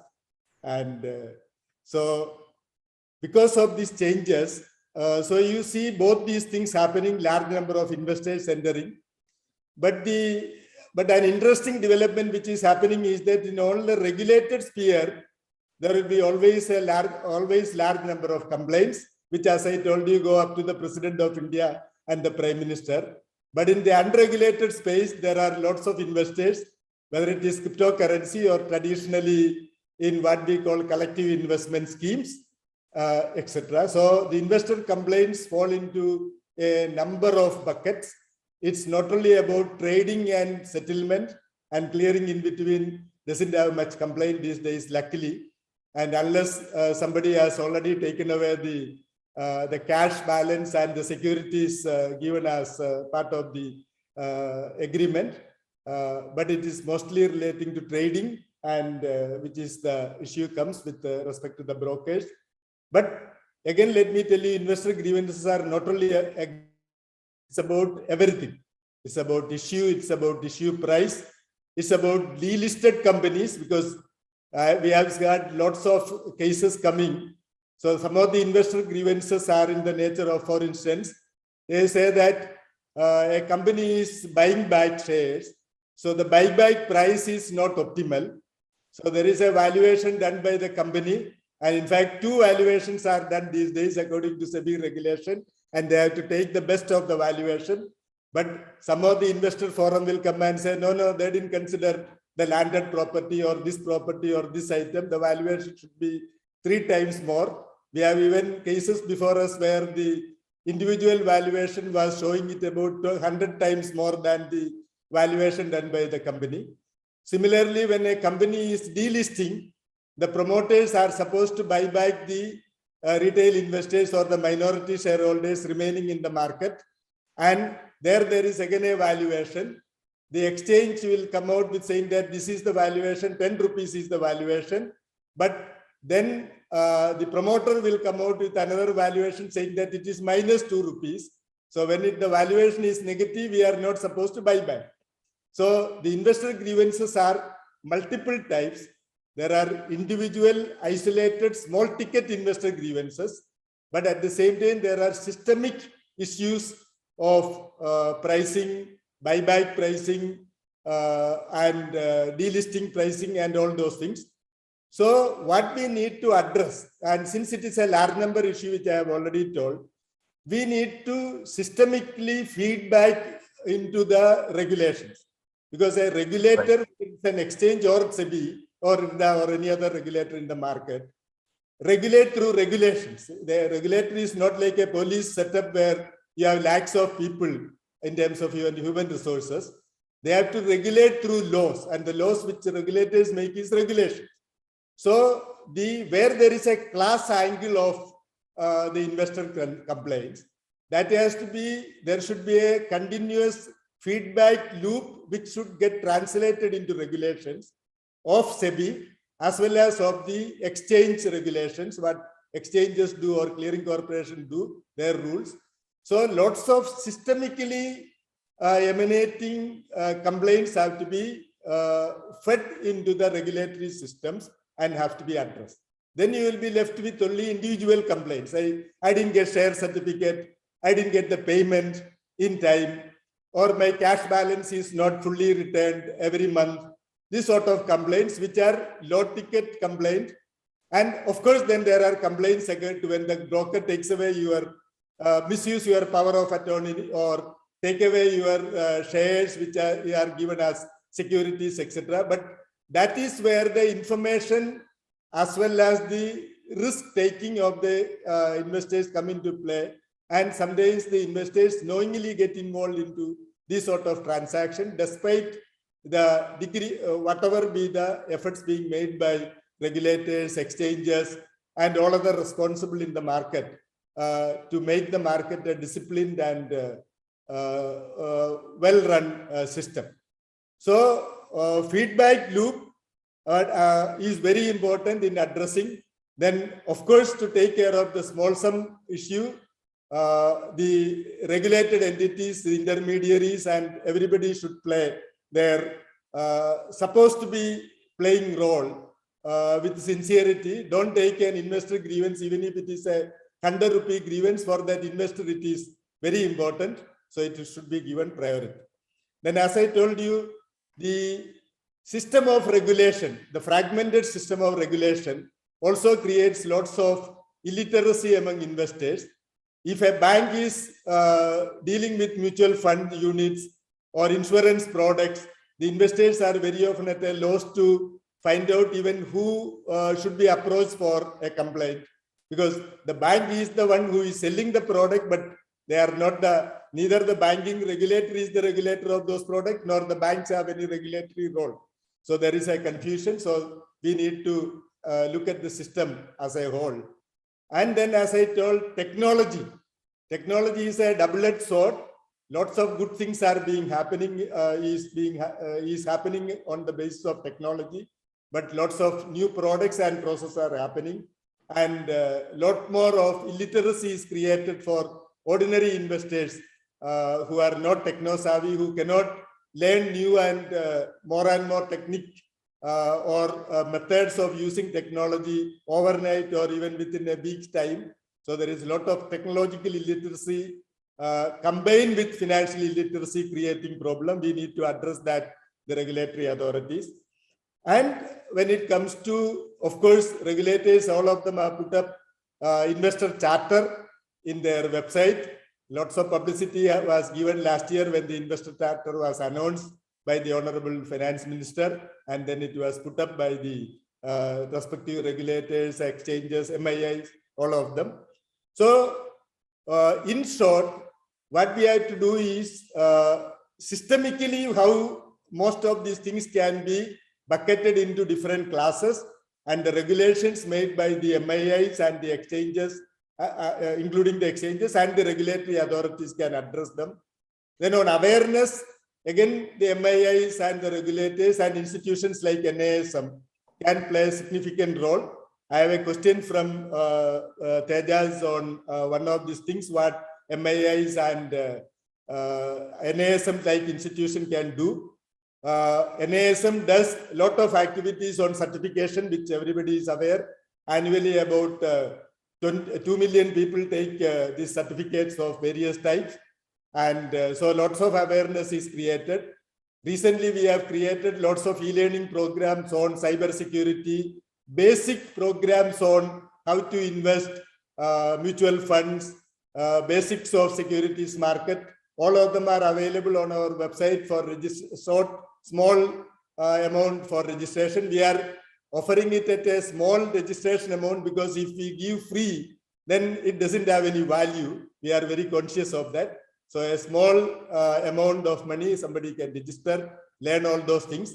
And we are also doing a hybrid cost program on investment management, including a simulation lab where basics of trading, clearing, and all those things are demonstrated to them by using the live data of the exchange with a 15 minutes lag. And actually, you can create lots of points. Like in the KBC Junior, KBC money is not given, only points are given when you play, but it is actually you gain or lose, or you can actually test your capability. So NASM is in the process of, apart from regular educational courses, a lot of them are there where the numbers are limited because they are all classroom based, but through the e-learning process, programs, through the hybrid programs, certification programs, and other training programs, we are disseminating a lot of information. But yes, more people need to reach out to us.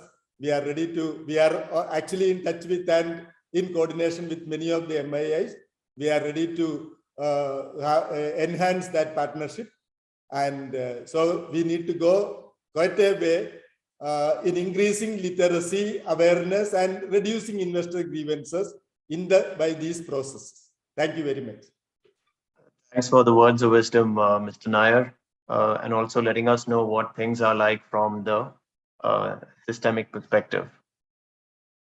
Moving on to Mr. Kushro Bulsara. Mr. Kushro Bulsara is a qualified chartered accountant, a cost accountant, company secretary, and LLB. Since July 2020, he has taken over as head of BSE's Investor Protection Fund. Before this, he was the chief general manager with BSE, heading the listing, compliance, and legal regulatory functions. In his 30 years of work experience, he has spent over 24 years with BSE and has rich experience with various departments of the exchange, such as surveillance, inspection, clearing and settlement, debt, derivatives, mutual fund business, and of course, listing compliance. Tejas, if I may interrupt, can we stop at this? Enough of my, let's get on. Over to you, Mr. Bulsara. Yeah, so thank you very much, Tejas, for that lovely introduction. And a big thank you to BSE Brokers Forum and to IFIE for inviting me to share my thoughts today. And a very warm welcome to everybody who's listening in today. So I think the basic theme of this panel discussion is how to prepare for known and unknown risks, how an investor should prepare for it. So I would just like to refer to, and I think this program has been arranged by BBF as part of the World Investor Week celebrations. So we also had a very nice bell ringing ceremony yesterday at the BSE, where the BSE IPF launched the celebration for World Investor Week. And the theme chosen by SEBI for World Investor Week 2022 is investor resilience. A smart investor conducts research before investing and diversifies his portfolio. Now, what exactly do we mean by investor resilience? So resilience basically is a term that comes from the field of metallurgy, where they say that if certain metals, when heated, they will lose their shape. And eventually, once they cool down, they will magically retain that original shape resiliently. So investor resiliency, what really refers to is the investor's ability to bounce back, to withstand or recover from any difficult condition or eventuality that may happen in the market. So it's basically a reactive skill. So typically we see that, when markets are down or markets are volatile, like world economies are threatening to get into recession and stuff like that, markets are down. Typically investors, what they do is they tend to panic. They tend to sell their holdings. They stop their SIPs if they've got any. And they start looking around for other asset classes, or they just hold cash. Then when the markets move up from the bottom, they move up considerably. It's then that investors get a little reassured and they start entering the market again at the higher level. And this kind of thing unfortunately repeats itself, where ideally, as they say, the wisdom is to buy low and sell high. But invariably, investors, because of the panic and because of their fear of missing out sometimes, they enter at higher levels and they exit at lower levels. So this is where I think this theme of SEBI about investor resilience is very, very important. And I would like to say that investors may follow, in my experience, investors may follow just 2 or 3 basic principles to develop investor resilience. So first of all is how do you encounter any difficult situation in your life? The first one is to accept it. So we should understand that we live in a VUCA world. VUCA is the term which a lot of people you must have heard about. And VUCA stands for vulnerable, uncertain, challenging, and ambiguous environment. You don't know what will happen when. Volatility is there to stay. It is in the DNA of any free and fair market. So this means that we should not fear volatility. We should accept it. Like they say, courage does not mean that you are not afraid. Everybody is afraid. People are afraid to come and speak in a webinar. So I'm saying that courage is does not mean that you are not afraid. It only means that you do not let your fear stop you. So your fear of what is happening, the uncertainty in this world, should not stop you from remaining invested in the market. The number 2 is to embrace the change. One is to accept the change, and second one is to embrace it. So it is required that you get, it is natural that whenever anything happens, you will get stressed. When there are new regulations, new products coming in, suddenly you might get stressed. What will happen? What will happen to my existing investments? But we must remember that change is the only constant. In fact, we need to recover from this change or from this panic and embrace the change and figure out what will be our strategy now to deal with this change set of circumstances that we are facing. In fact, it seems that psychologists say that the maximum growth of some people achieve is after they have gone through some negative experience. So it is called a post-traumatic growth, where people emerge much stronger. Look at the case of that differently abled athlete, female athlete, who had, because of some spine problem, her legs were cut off, and yet she won so many Asian medals, Commonwealth gold medals, and stuff like that. So it's basically you have to recover from this fear psychosis and get into growth stage. Lastly, I feel we should focus on resilience in every walk of life. We as individuals, as investors, everything. So how do we do that? We should get resilient. Number one, financially. How do we do that? We save up. We don't just save up and keep the money in our bank accounts. We invest it. Keeping money in the savings bank accounts. Indians are excellent savers, but unfortunately they aren't very good investors. So we really need to increase the count of people who are investing in the market. We need to get resilient physically, eating well, exercising, taking care of our bodies. We need to get resilient mentally. So we need to do meditation, confidence building exercises, improving mental health. In fact, coincidentally, today is World Mental Awareness Day. So we should be aware if there are any issues, there should not be any hesitation in going and seeking professional help, and get resilient mentally also. Lastly, we need to get resilient professionally. All of us who are working, who've got jobs, businesses, we need to enhance our skills continuously. We need to enhance our knowledge continuously, because there is so much happening in India and in the world. And but just by reading itself, you can enhance your knowledge a lot. You can be self-motivated, take the initiative, work smart. Warren Buffett, I'll end with a saying from Warren Buffett. He said that we don't need to be smarter than others. We need to be more disciplined than others. So if you are disciplined, if you accept change, if you accept that volatility is a way of life, and prepare your own strategy for combating that, if you are not able to create your own portfolio or your portfolio strategy by yourself because of lack of time or lack of knowledge required for that, then please consult a professional. He or she will help you, and that will be the way you will build a strong portfolio for your future. Thank you very much, Tejas. Well said, Mr. Kushro, and so many takeaways from your speech, especially that change is the only constant. Perhaps emphasizing that and embracing change will help investors become more resilient. Thank you. Now we have Ms. Nisha Subhash. Ms. Nisha Subhash is the Senior Vice President of Regulatory at NSE. Over the last 26 years at the exchange, she has handled a wide spectrum of functions, including corporate listing and compliance, settlements, surveillance and investigations, regional office operations, and investor services. She is a chartered accountant by profession. She started her career on completing articleship with A.F. Ferguson and had a short stint at Equity Research, after which she joined NSE. Over to you, Nisha. Yeah, hi, Tejas and everyone on the panel. Thanks for inviting me on this panel during the World Investor Week.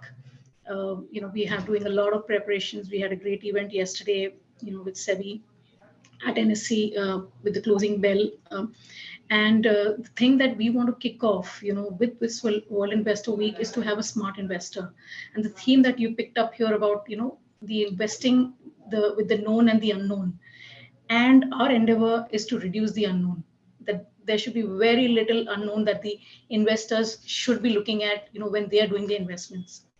So we want to have a smart investor who understands that the risks exist in all types of investments that they're doing.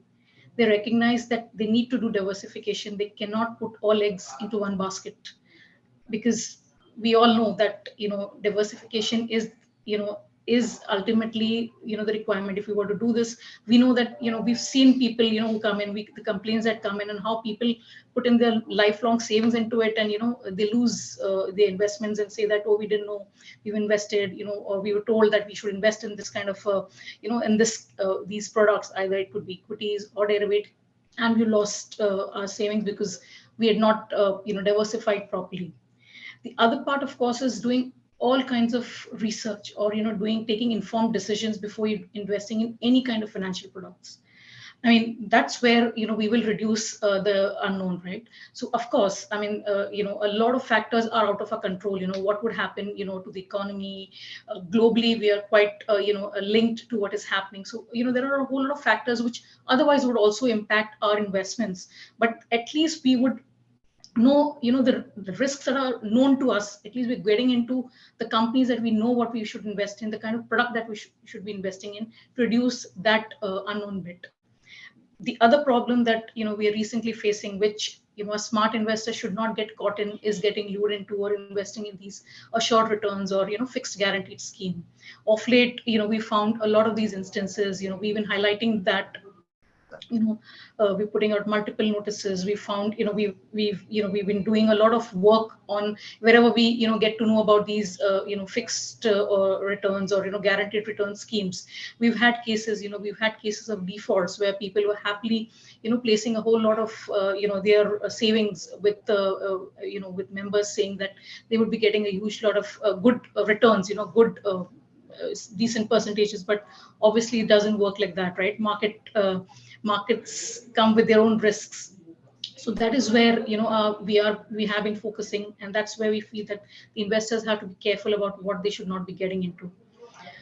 A smart investor also does not deal on the basis of unsolicited tips. Of late, I'm sure there's a lot of messaging that has been happening. SEBI has been doing a lot of work on this. We've gone out, talking about not investing on the basis of these tips. We of course also had cases, which were people were gaming, putting out these tips, and where our investors were losing out. The other thing that I would like to talk about is, not trading in options. Of course, in the last 1 year or so, we've had a lot of increase in, the options trading. So, and a lot of retail, young retail investors who got in. So while we would want, yes, people can trade in options, but please do not trade in options unless you know the product. The risks associated with the product should be known. Without being, informed about how the product works, will not work out. I mean, we only hear of success stories. People do not come and talk about, if at all they've lost money, that there are potential losses as well. So that is also a focus, and that is one of the things we've been pushing for people, that yes, please trade in these products only if you understand the product very well. The last but not the least is not about not sharing your personal information with anyone. We've had instances of hacking. We've had instances of, where people have logged into your accounts because you've shared your password, they've traded in your accounts, you've made losses. So, and of course, one of the things that Tejas is now going to talk about, we will, later in the discussion. But the point is, you cannot be sharing your personal information, your trading credentials with anyone. These are like, giving out the key to your locker, right? Or giving out the key to your home, where people can just come in and, take away. So I think these are the themes that we would want to work on to create a smart investor. And I think we'll take it from there. Thank you. Thank you, Nisha. It's a well-known fact that NSE has done a lot and continues to do a lot to enable smart investors in India. Thank you very much. Now we have Rishi Nathani. Rishi Nathani is a commerce graduate. He is a certified financial planner and alumnus of IIM Kozhikode. He has over 25 years of rich and diverse experiences across financial services, companies, and across equities, commodities, currencies, and insurance broking, financial planning, etc.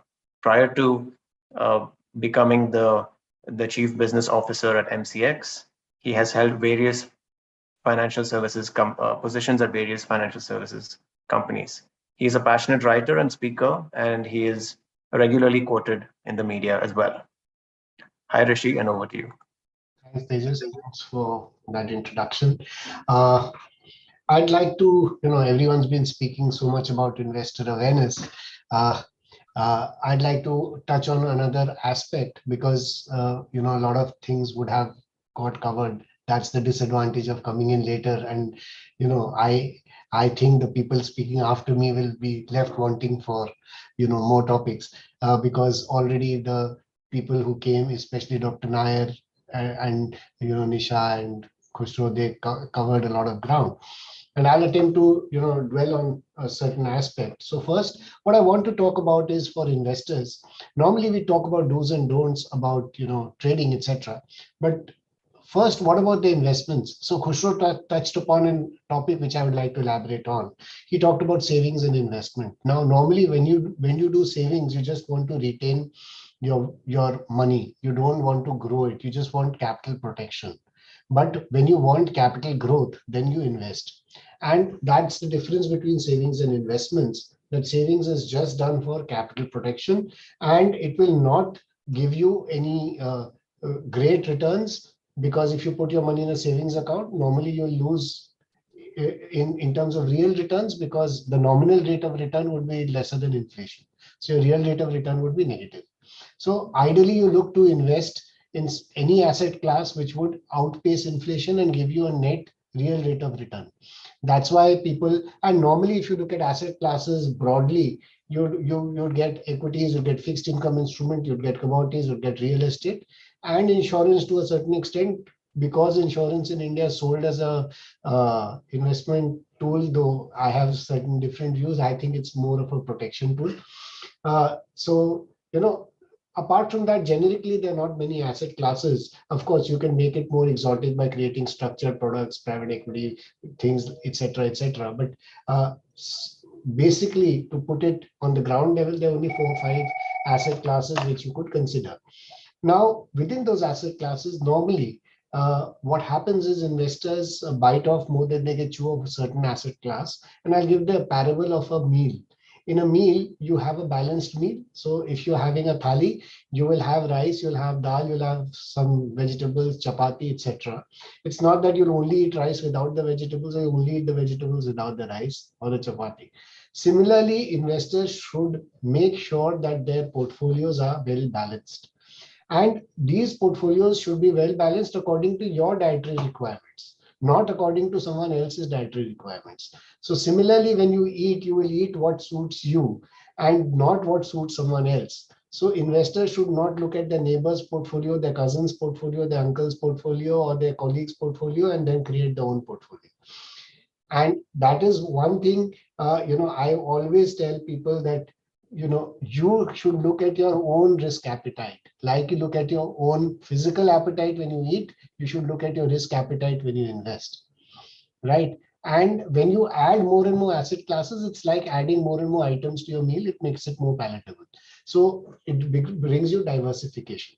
And diversification is very important, because in the long run, when you see that equities normally and bonds have a negative correlation to commodities, and there are various asset classes which are, negatively correlated to each other. So the more of these you add to your portfolio, overall standard deviation or the risk of your portfolio goes down. So that is one thing very important. Another statement I'd like to make is, like we say the old parable, one man's meat is another man's poison. So don't go by tips, don't go by what someone is telling you. Most people, could have made losses and tell you, oh, I made so much money, and then you follow blindly as to what they do. So many unsolicited SMSs and, grow quick overnight, follow our tips, just pay us a percentage or pay us a fee. You should never do all that with unregistered intermediaries, because there are a lot of unregistered people who will send you unsolicited messages that, please follow our advice, this, that. Always go with a SEBI registered investment advisor or any SEBI registered intermediary, because then you have recourse. Otherwise, you have no recourse.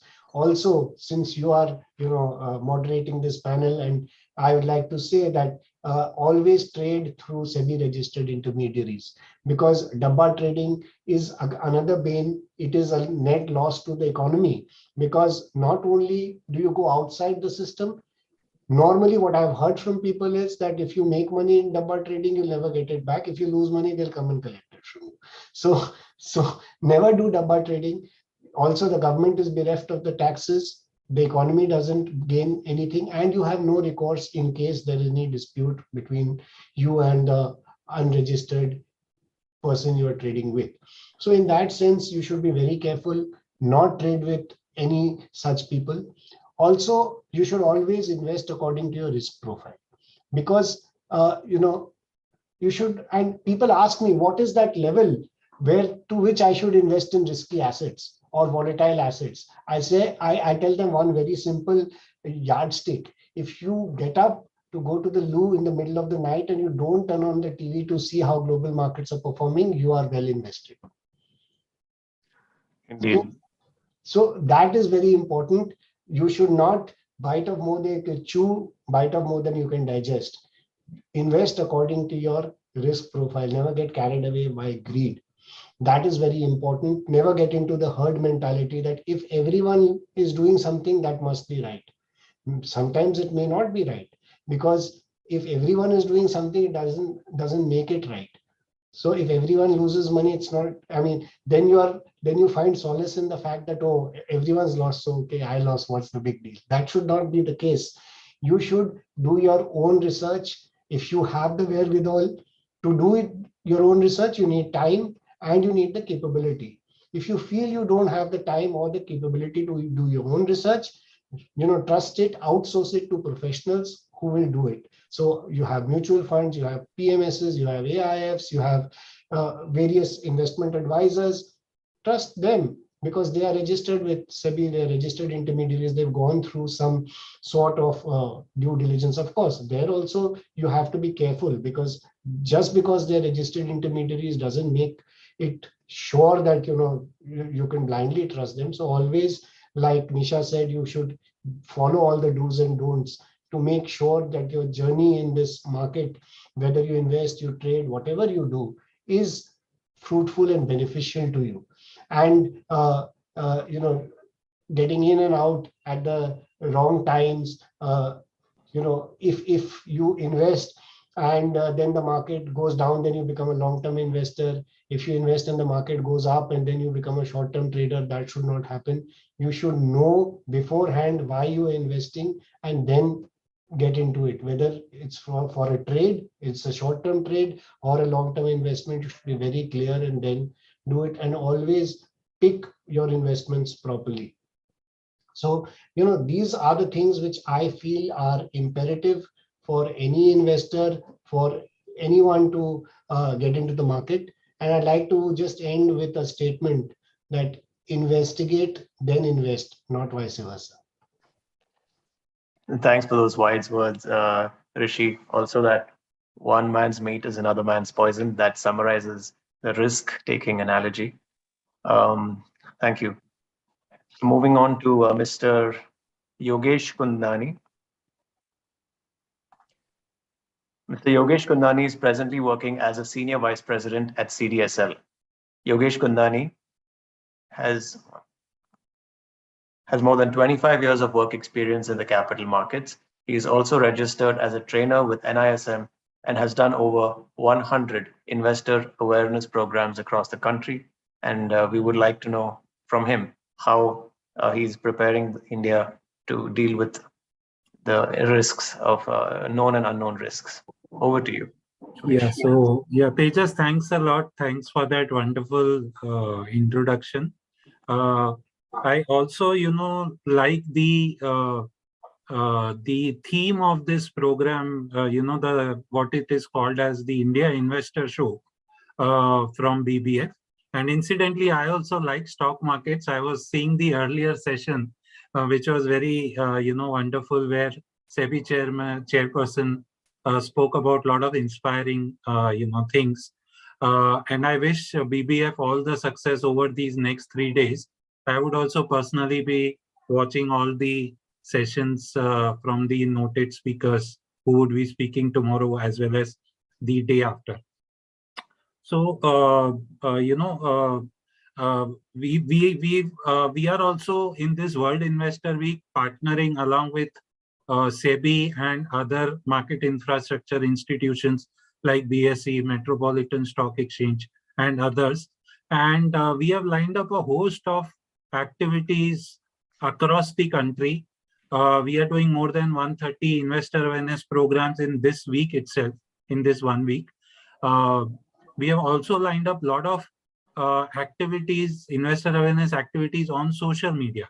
Why social media? Because we have seen a lot of profusion of millennial or young investors in CDSL who have opened their demat accounts in the last 2.5 to 3 years. And as you would have seen in media also, India as a country, we have crossed 10 crore demat accounts.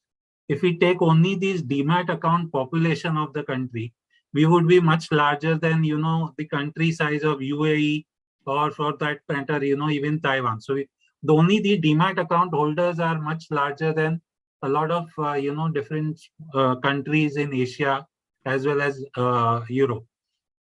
So it also lays a very important responsibility on us MIIs as well as SEBI to educate and empower them with the right knowledge.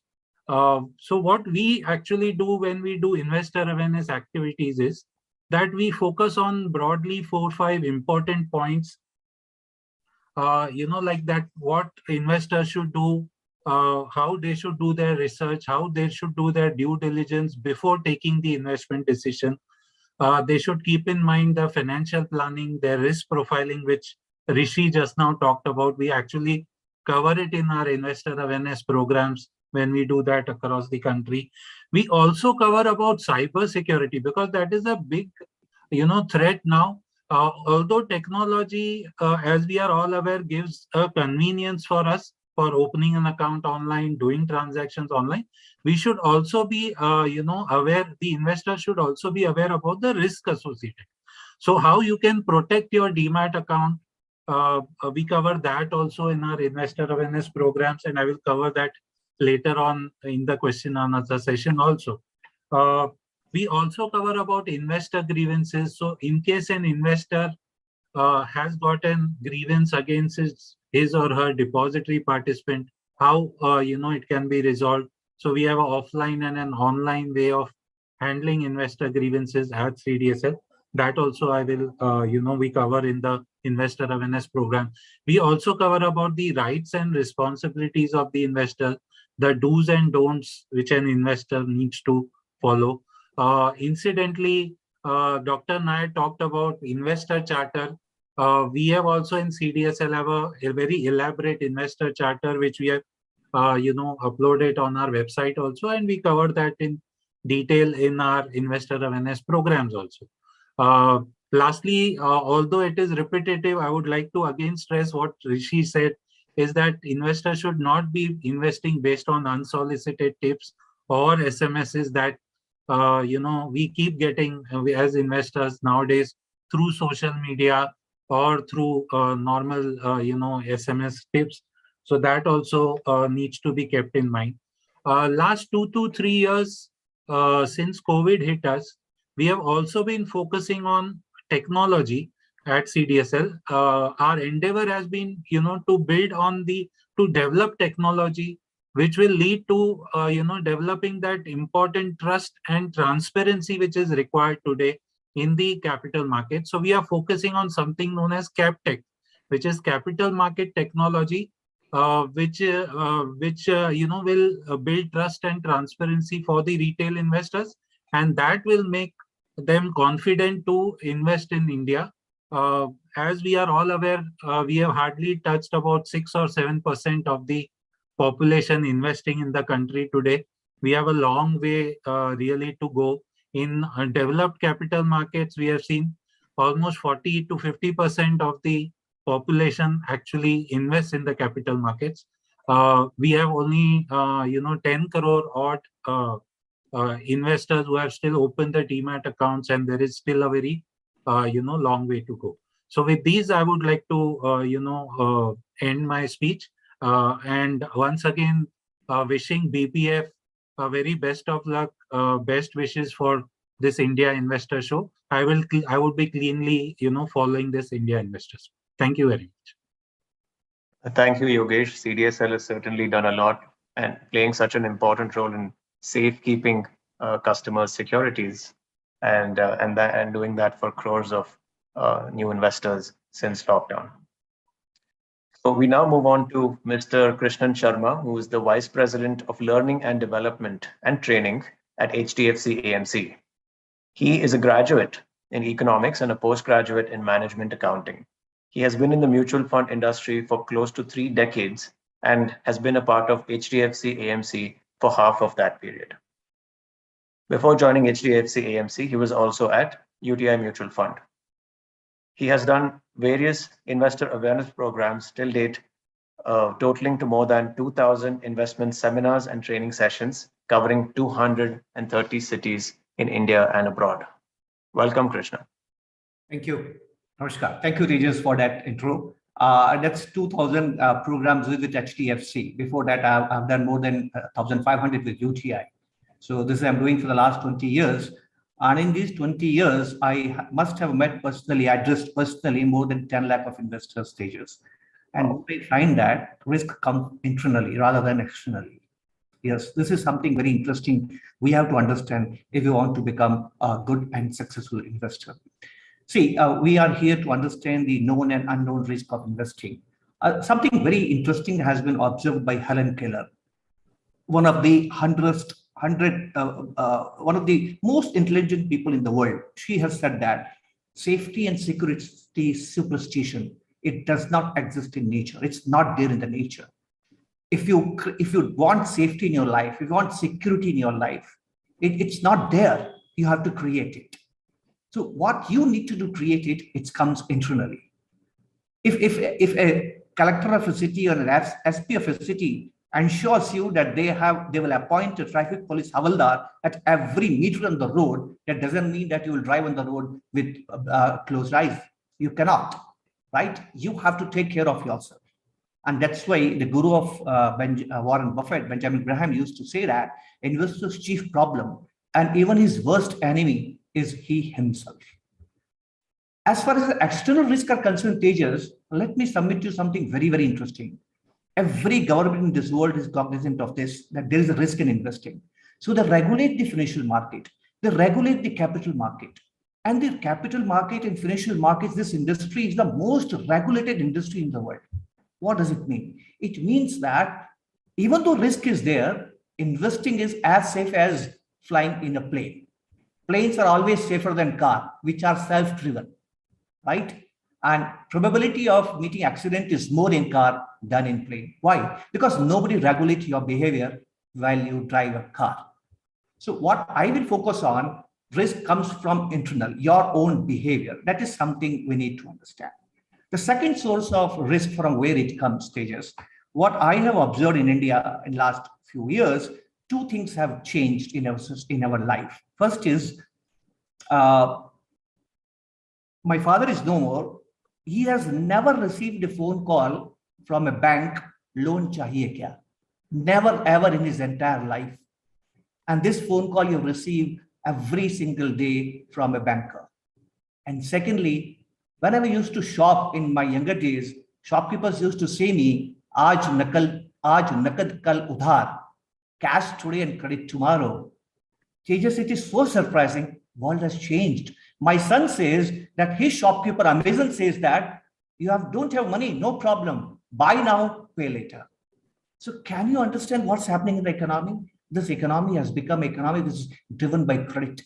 And when economy is driven by credit, and when everyone has a bank account, and when everyone can deal with the banks, what happens? Your demand is more elastic and supply is less elastic. Demand can change any moment. Supply cannot change any moment. And this leads to business cycles, more and more business cycles. And that business cycles makes market volatile. And that volatility, if you don't understand, brings risk. What does it mean? if your contemporary economy, modern economy is a credit economy, believe me, guaranteed returns, guaranteed investments, guaranteed securities will shrink. They will not remain. Every investment will be a market-linked investment. And once it becomes market-linked, you have to accept the volatility and how to deal with that. So that's the another thing we need to understand as far as the risk is concerned. See, my worry is very simple, Tejas. Even in an economy like US, there is an advice to the president of US to have a department which does campaign on investor awareness. In US, where the stock markets is there more than 125 years now, right? And there also, there is a firm called Dalbar Associates. And as per that firm, for the last 30 years, they are doing research. And you know what they are doing research? Most Americans do not earn returns which are average market generated returns. It means that they earn below average market returns.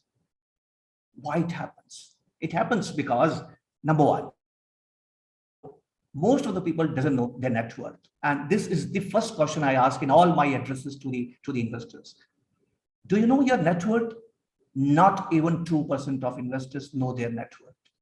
Even if you take a help of Google Map that I want to go to airport, the Google Map will ask you, share your location first.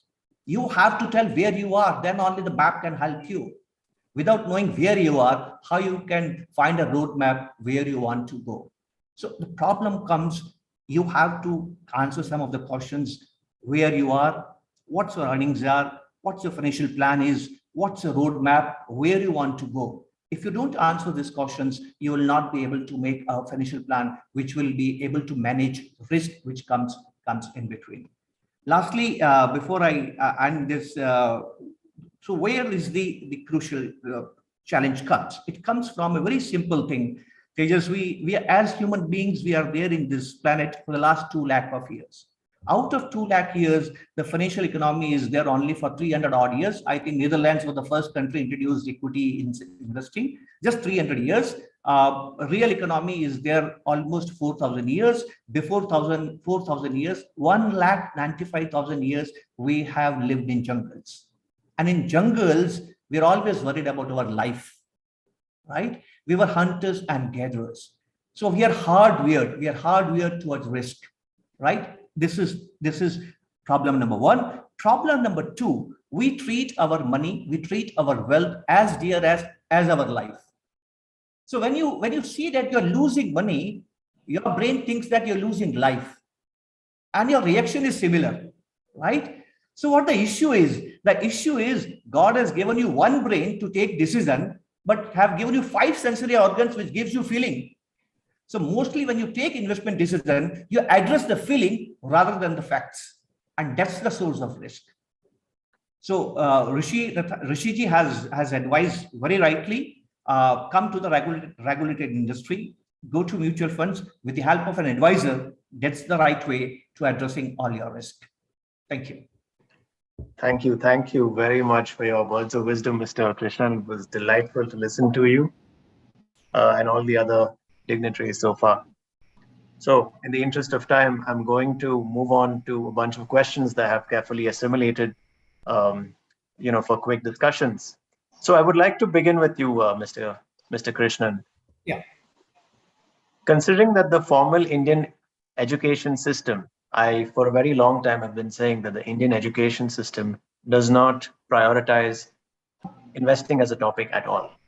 Nor in the large degree, even MBAs and the finance degrees neglect capital markets as a subject. So what can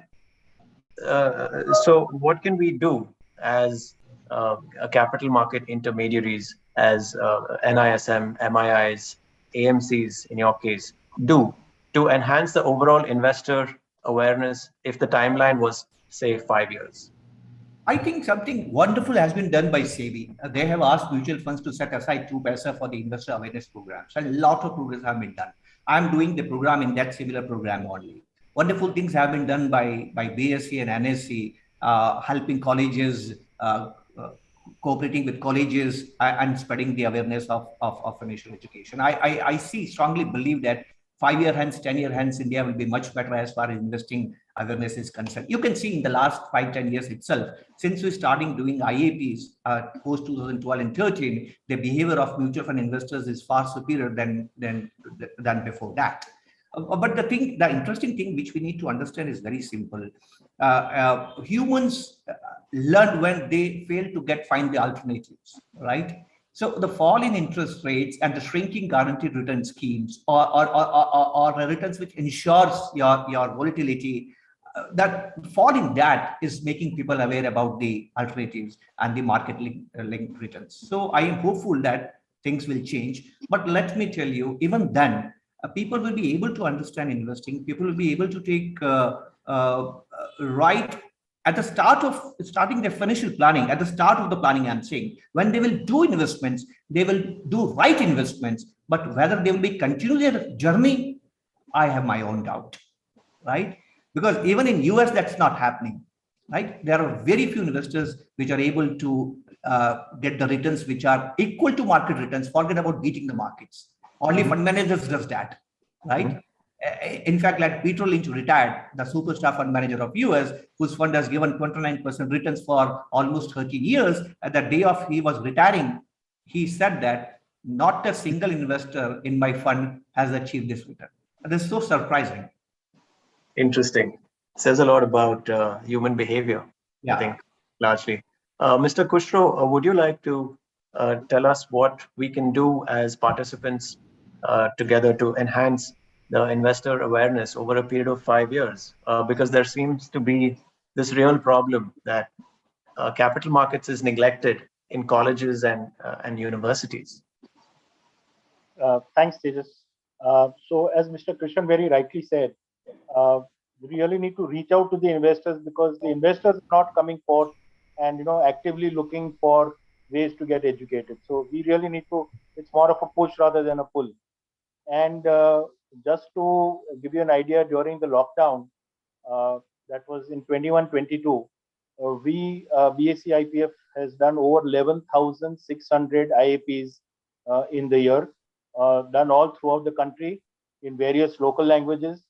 So we are trying to reach out as much as we can through our own resources, as well as a network of resource persons that we've got empaneled with us. So reaching out to investors is very essential, very crucial, and especially to young investors, as was pointed out earlier by one of the speakers. Right. Because we really need to catch them young. And I was appalled. I have got triplets who are just about 16 years old. And I asked them one day, what is Sensex? And they really didn't know it. And I was so shocked that, in a house where the father is with the exchange for like 24 years and they still don't know what is an index. The awareness level among students in school as well as college is pretty abysmal. In fact, it was very surprising in my earlier avatar as heading regulatory listing compliance. I used to ask company secretaries, what do you think Bombay Stock Exchange does? And they used to say their heads and say, buy and sell shares. So this is the level of understanding of the capital market. So that's where we really, really need to attack. I think a very serious thing that the government needs to sit up and do is that in the SSC, ICSE, CBSE, all the syllabi, they need to start educating on financial inclusion and financial literacy from the 8th or 9th standard. I agree with you 100% on that. Yeah. In the 8th standard, it can just be an optional thing, that after school they can sit down. Because, but in the 9th and 10th, it has to be something which is mandatory if we are to prepare this army of new and young investors to come out and, really battle the known and unknown risks as we are talking about. So that's something which is absolutely crucial. So what we have done is we have also done a lot of training. Besides the training programs, we have launched a simulation portal where you can actually see how trading feels like. How can you trade on a stock exchange, on any stock exchange? So we've got that trading portal which we give out to our resource persons to use for the IAPs that they do. And the students will actually get a touch and feel of, how does the trading screen usually look like. It's not, of course, the exact replica thing, because actual trading is complicated. Even we guys can't do it today because it requires a lot of speed and accuracy and algorithms and stuff like that. But at least it gives them a very basic idea of what the trading screen looks like. they lose their fear of the unknown. That is very important.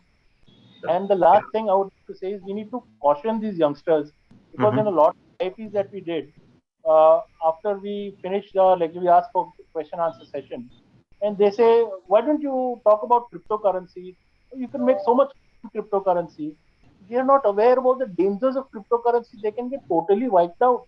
And once they get hurt so badly, or burn their fingers, they're not going to come back to any market for that matter. Absolutely.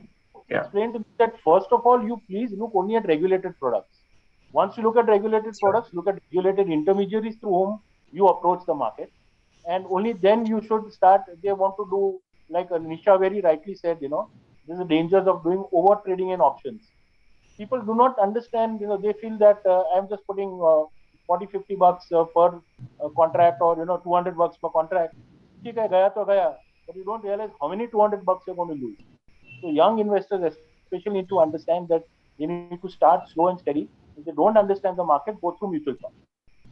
Fortunately or unfortunately, the ones who are inclined to learn about stock markets and trading in general tend to be younger, but the ones who have money tend to be older, above 30 years of age. Today we have over 10 crore demat accounts, as Yogesh pointed out earlier. Yogesh, do you think we will succeed in educating 10 crore demat account holders about all the known and unknown risks in the next 5 years? Yeah, so the endeavor, yeah, hi Tejas, a very pertinent question. Actually, if you see this World Investor Week also, I think Mr. Khusro Balsara and Nisha will agree with me. All MIIs put together along with SEBI, we have been, working relentlessly for last 3-4 years, and each and every year, the World Investor Week has been growing bigger and bigger. The number of activities being done, the number of awareness programs being done. The World Investor Week is growing, and the other 51 weeks also have been growing. So the entire 52 weeks, all MIIs along with intermediaries like our depository participants also, with SEBI also, we have been doing a lot of awareness programs on basically physically also, as well as through social media, because reaching out to these new millennial investors, maybe only the physical mode of doing awareness activities may not be the only thing which will help us. So combining the physical activities along with the activities which CDSL is doing on our social media platform. We incidentally have 6 social media pages on which we relentlessly do these investor awareness activities. So put together both these, I'm sure that we would succeed. Somewhere, like Mr. Krishan Sharma also initially said, the level of awareness that we have now, in 2022, I'm sure is much higher as compared to the investor awareness levels which were there in 2018. Prior to COVID. So when the COVID, really hit, you are aware we had very less number of trading accounts, demat accounts. That's right. And that exponential growth has happened primarily because of the technology which has been effectively used by all MIIs. Also thanks to the regulatory changes of SEBI, wherein SEBI enabled, eKYC and eSign to be used for opening trading accounts, demat accounts. And coupled with that, the level of awareness activities which have grown in the last 5 years. You also take, for example, the number of SIPs which are happening in the mutual funds. Okay, those have also exponentially grown. So we are seeing now in our CDSL demat accounts, a lot of investors doing SIPs using their demat accounts of CDSL. Okay, so whether it is through the direct investing route or the mutual fund route, the level of awareness is much higher now as compared to 2018, which is 5 years. I tend to agree with you. And I'm sure the next 5 years, when we look like the pertinent question which you asked is, we are now in 2022. I'm sure you would also agree with me that in 2027, coupled along with these such kind of programs which BBF is doing, the all MIIs are doing, SEBI is taking all those steps. I'm sure in 2027 we would be at a much higher level. So currently we have 7% of the population investing in the capital markets, and the flow of SIPs and all which is coming into the capital markets has somewhat, balanced the outflows which we have seen from the other class of investors.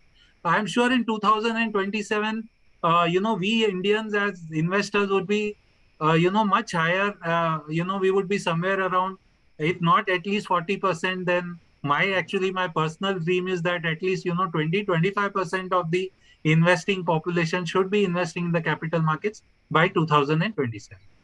So I thank you. agree with you. No doubt, of course, the MIIs are doing a lot. As a market intermediary, if I have any one ask, it would perhaps be to increase the size of the investor protection fund allocation to enable intermediaries to go and do their bit to increase awareness. Speaking of to make people understand the risks better, they ought to understand how markets and correlations work. A while ago, Mr. Rishi, you mentioned that most of them aren't even aware about how the asset class diversification should be taken up, and the importance of correlations, before taking investing decisions. Could you please throw light on how important it really is?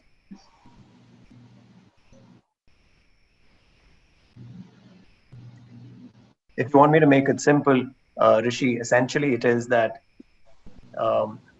how important is correlation when it comes down to investing? Hi Tejas, I think Rishi is logged out. I can't see him. All right, no problem. Yogesh, would you like to take that? Anybody else is welcome to take the question. Yeah, maybe I think someone from the exchange would be better suited to answer this. So your question was related to correlation. Sorry, if you can. Right, I was actually trying to see if you can throw light on how important correlations are to the process of investing. Because retail investors, the lockdown generation that came in, they don't really understand that directly or indirectly, different instruments and markets are interconnected. Yeah, so like I told you in my initial speech also, during our investor awareness programs, we also, cover on the various type of instruments, avenues of investments which are available to these retail investors. So we have seen, a lot of millennial investors who have opened account in the, last 3 years, at least in CDSL. So during our investor awareness programs, during the webinars that we conduct for colleges, or even physically that we investor awareness programs that we do, we cover on almost all type of instruments which are available, and we also educate to them that which type of instrument is available for meeting which type of goal. So, for example, so say if someone is doing a proper financial planning, and his goal is say 5 years or 10 years away, then we normally say that equity would be a suitable instrument to invest in. But if suppose there is some goal which is near term in nature, say 6 months down the line, or maybe even 1 year down the line, then typically, because in short term equity is considered as a volatile asset class, we normally, advise that equity should be made part of the portfolio and should be suitable for meeting long-term goals. If the goal is for short-term, then, there are various debt mutual funds also available.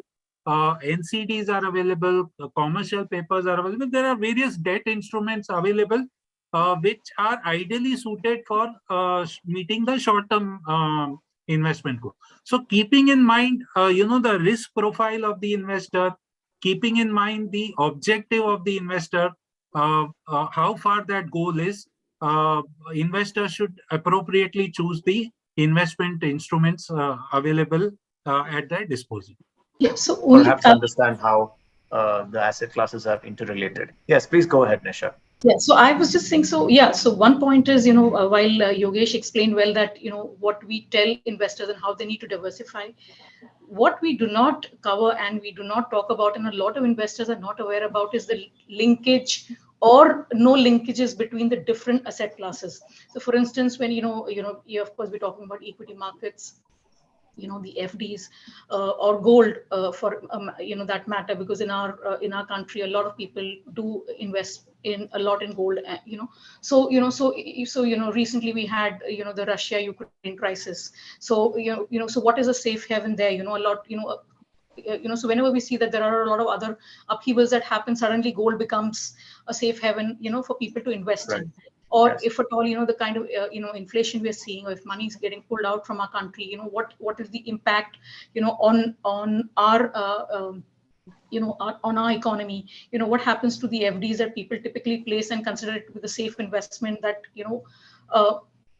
largely, of course, it's it would be low return, but a safe investment to consider. But I don't think our investors are aware about the linkages that we have, between the different types of asset classes that are there.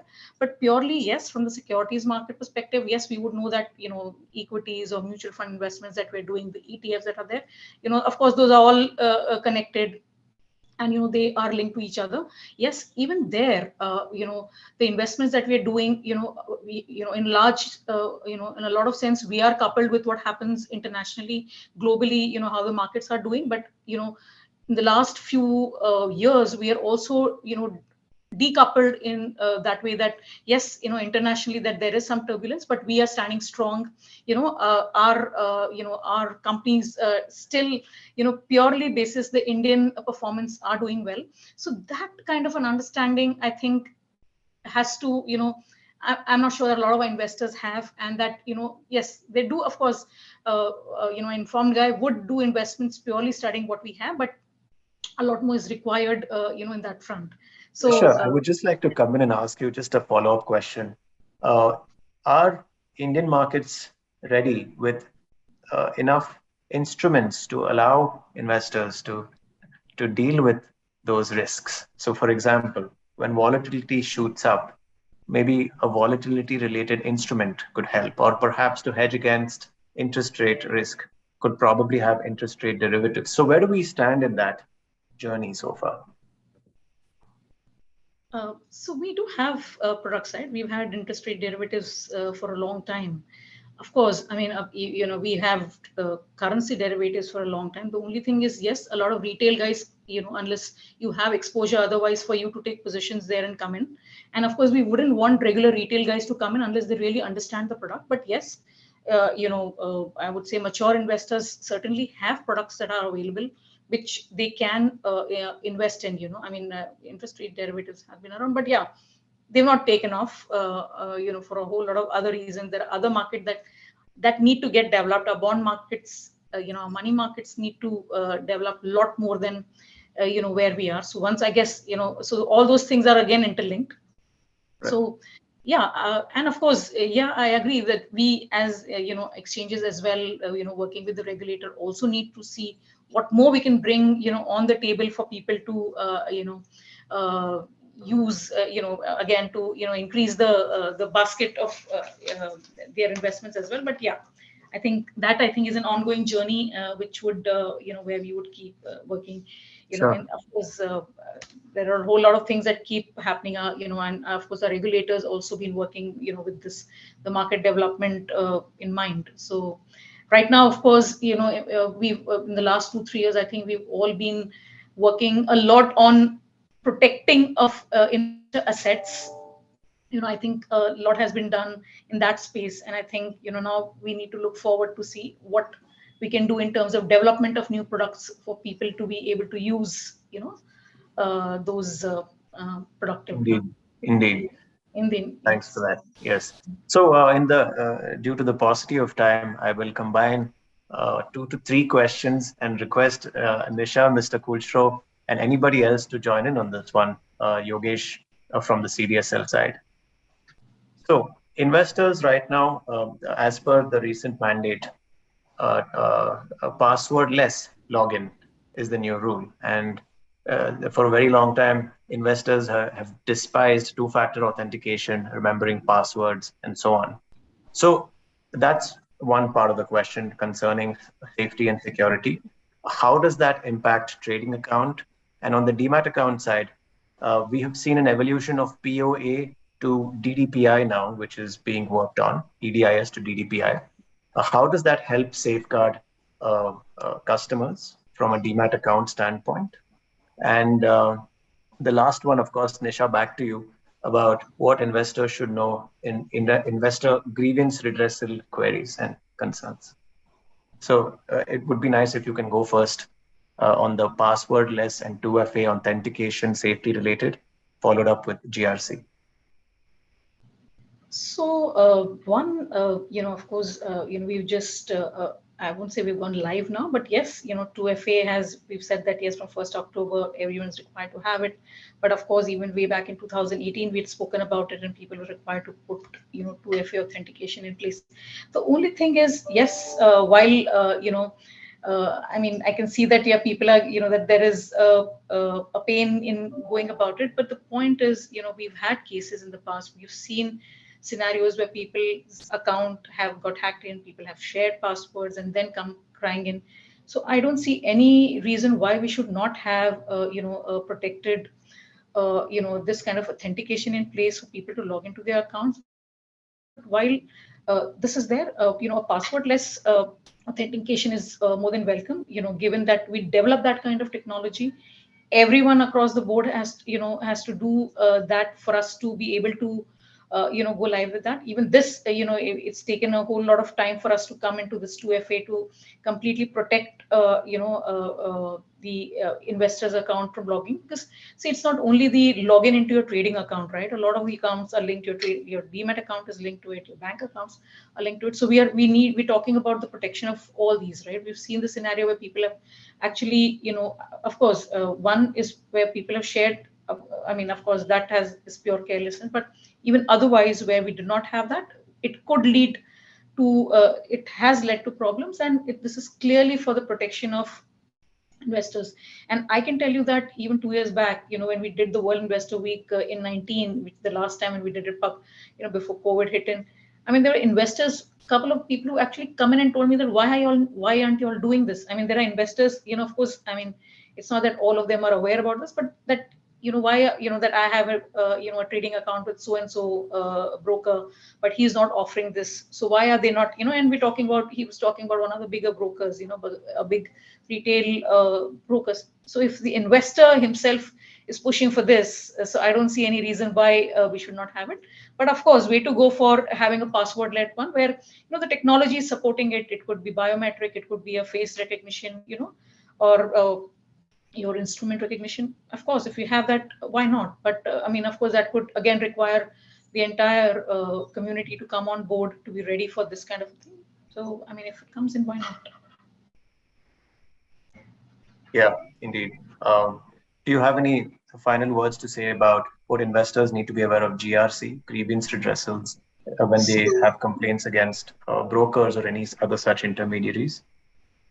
So, before going into GRC, you would be aware that, investors having any issues can write into us. They can write into SEBI. SEBI, who in turn, again, gives it to us.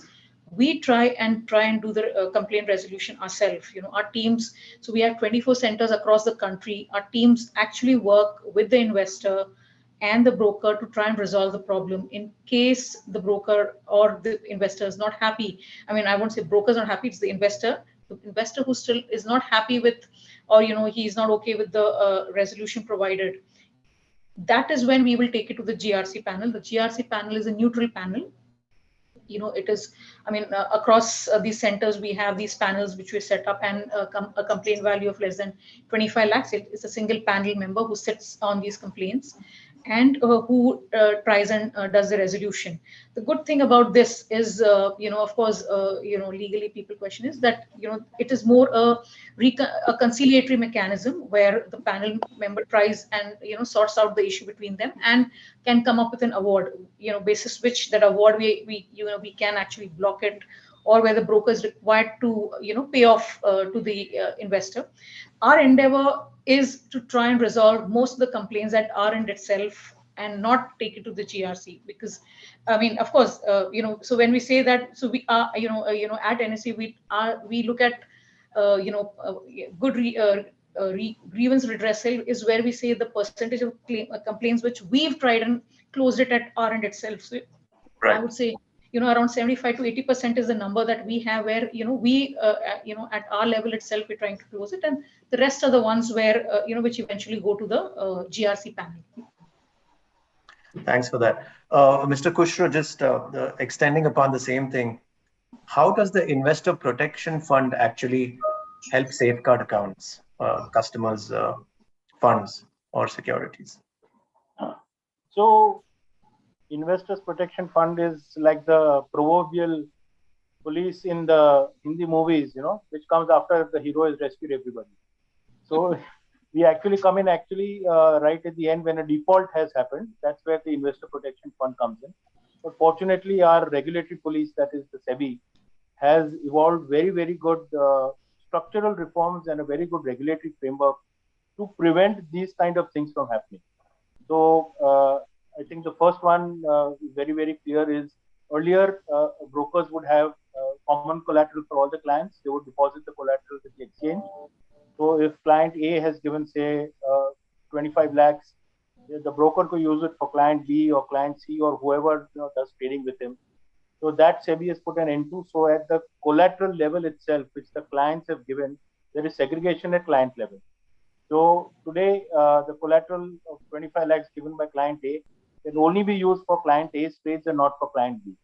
So that is the first basic check SEBI has brought in. Second thing is about using power of attorney. Again, we have heard several instances where, when clients complain after the default has happened or they register complaints, they say that it was power of attorney was taken from me mandatorily. The broker said, unless you give me the power of attorney, I can't open your demat account. I can't allow you to trade. It's for your ease. So that is again something which is incorrect. That should be clearly told to the investor that it is not mandatory, it's voluntary. It's up to you. Otherwise, every time you sell something, you are going to have to give me a DIS in time. Otherwise, if you don't do that, I can't do the delivery and you will get an auction. So those kind of things, I think, where SEBI has very clearly said that now there will be blocking of securities in the account itself. So that is a very, very good reform where it will be blocked. It doesn't have to go from the client's account to the broker's pool account or to the clearing corporation and then come back in case the securities are not sold. Only if the transaction happens will it be opened and the securities will flow from the client's account to the clearing corporation for the settlement. So these kind of things I think are very, very robust reforms and very good. They are intended to protect the investors. Again, you mentioned about clients not wanting to have two-factor authentication, but I think that is something. It's like saying that I want to walk in the middle of the street and no car should hurt me. It is SEBI's responsibility to ensure that. That's not going to happen, boss. If you are not responsible for your own security or your own safety, you can't expect that the policeman should stand and tell all the cars to move aside and stuff like that. So that is where investors need to take responsibility. With every power to trade, power to invest, with every power there should be an attached responsibility. You have certain rights which you need to exercise. You get delivery within 24 hours and stuff like that. You need to have a contract note. But there are also certain responsibilities. You need to pay your broker on time. I mean, these kind of things, upfront margin which SEBI has introduced, this is kind of forcing investors to pay upfront to the brokers. Otherwise, this guy has to do funding, etc. And that leads to its own complication. He says, I did not receive the money from the client in time, so I sold his security. All these things will get sorted out. I'm sure many retail investors are watching this. If they ask you a point blank question, if their broker defaults, will BSE Investor Protection Fund cover them? What would your answer be? Okay, it's a two-line answer.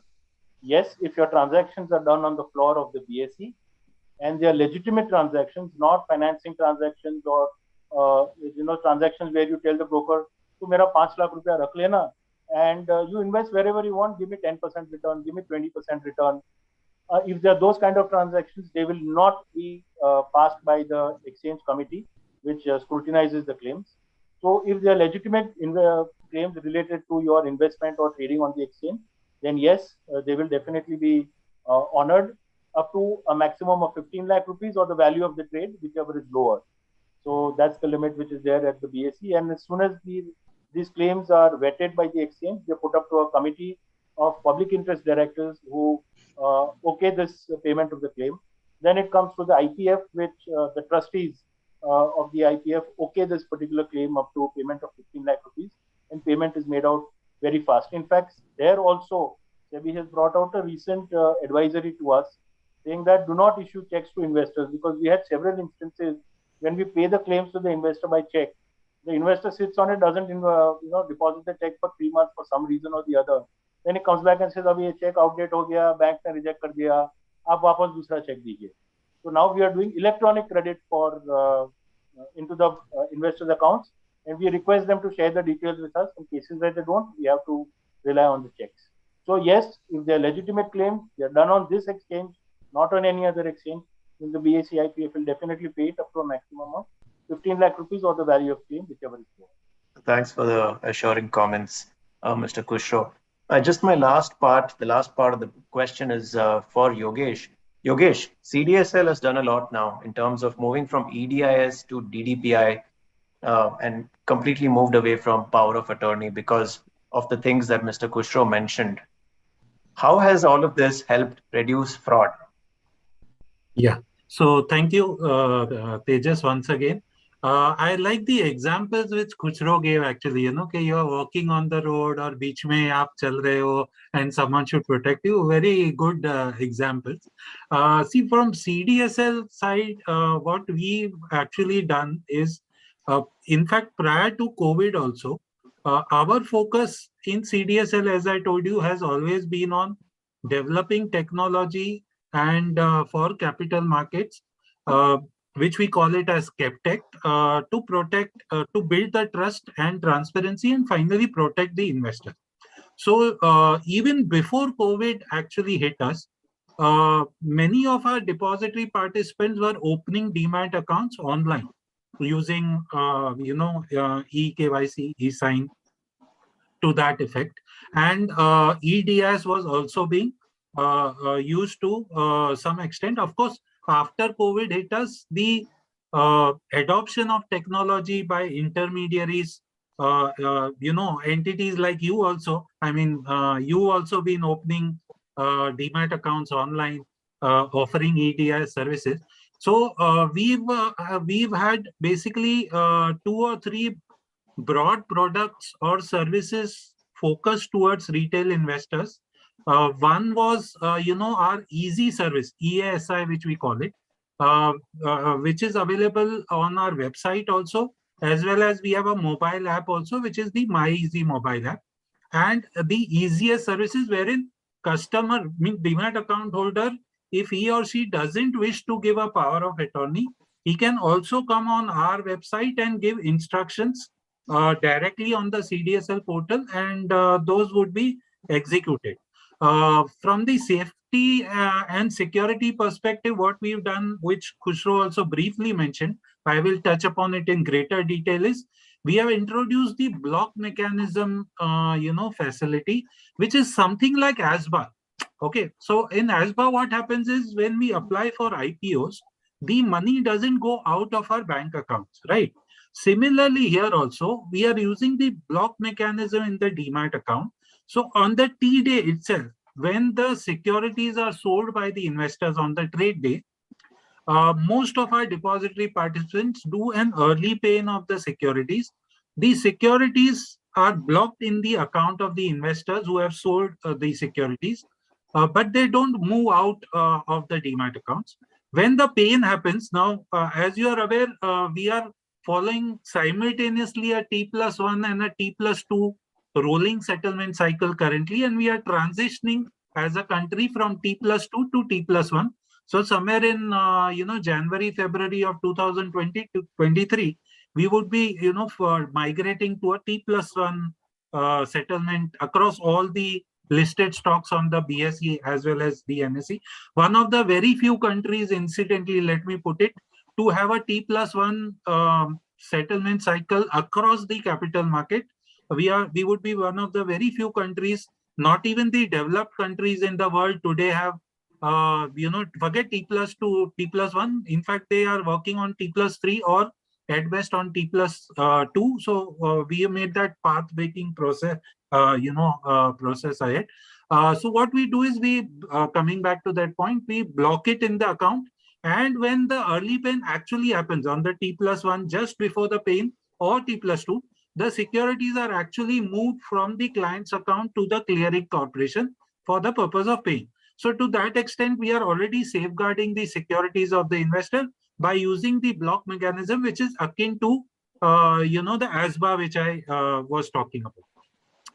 Second thing, what we've done is in the off-market or in the EDIs also, which you briefly mentioned upon, is that before the securities are made available for paying, the clients have to give an authorization or consent by coming on our portal, which is the CDSL portal, and on the registered mobile number we send an OTP.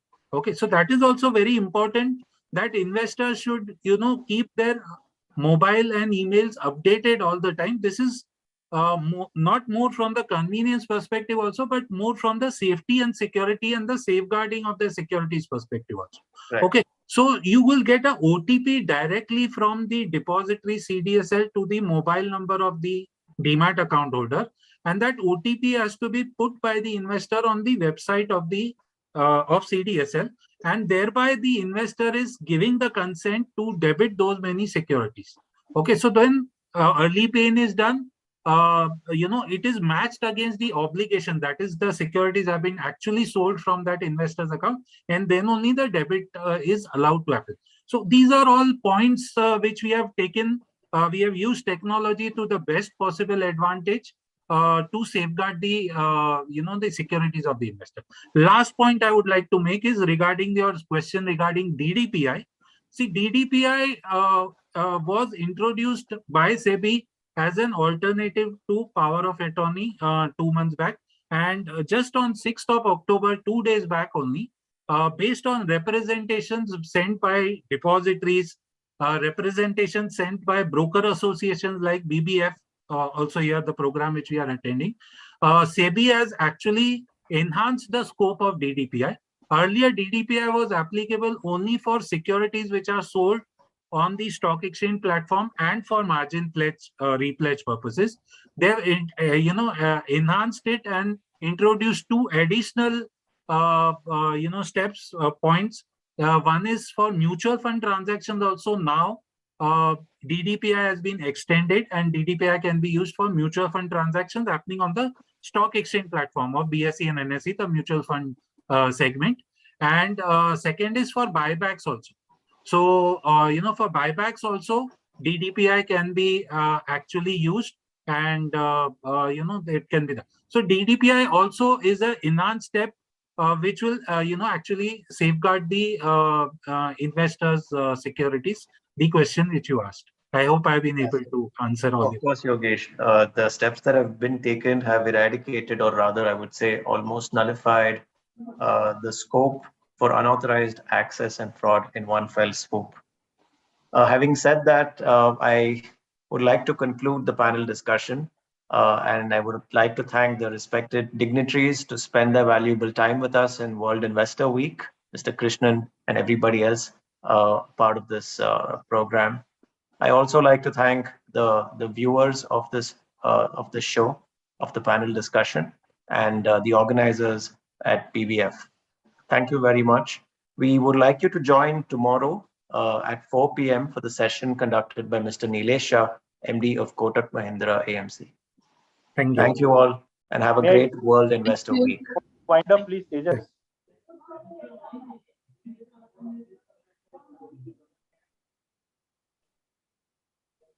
Hello. Yeah, thank you. Thank you. Yes, Mr. Kushro. Yeah, Tejas. So, on behalf of all of us speakers, please don't call us dignitaries. Yes. on behalf of all of us speakers, I must comment that you handled this panel discussion exceedingly well. You really brought out all the relevant points for investors. So thank you very much for doing a bang-up job. And thank you. Nice speaking with all the speakers on this panel. Thank you. Thank you very much. Look forward to meeting you. Bye. Thank you, Tejas.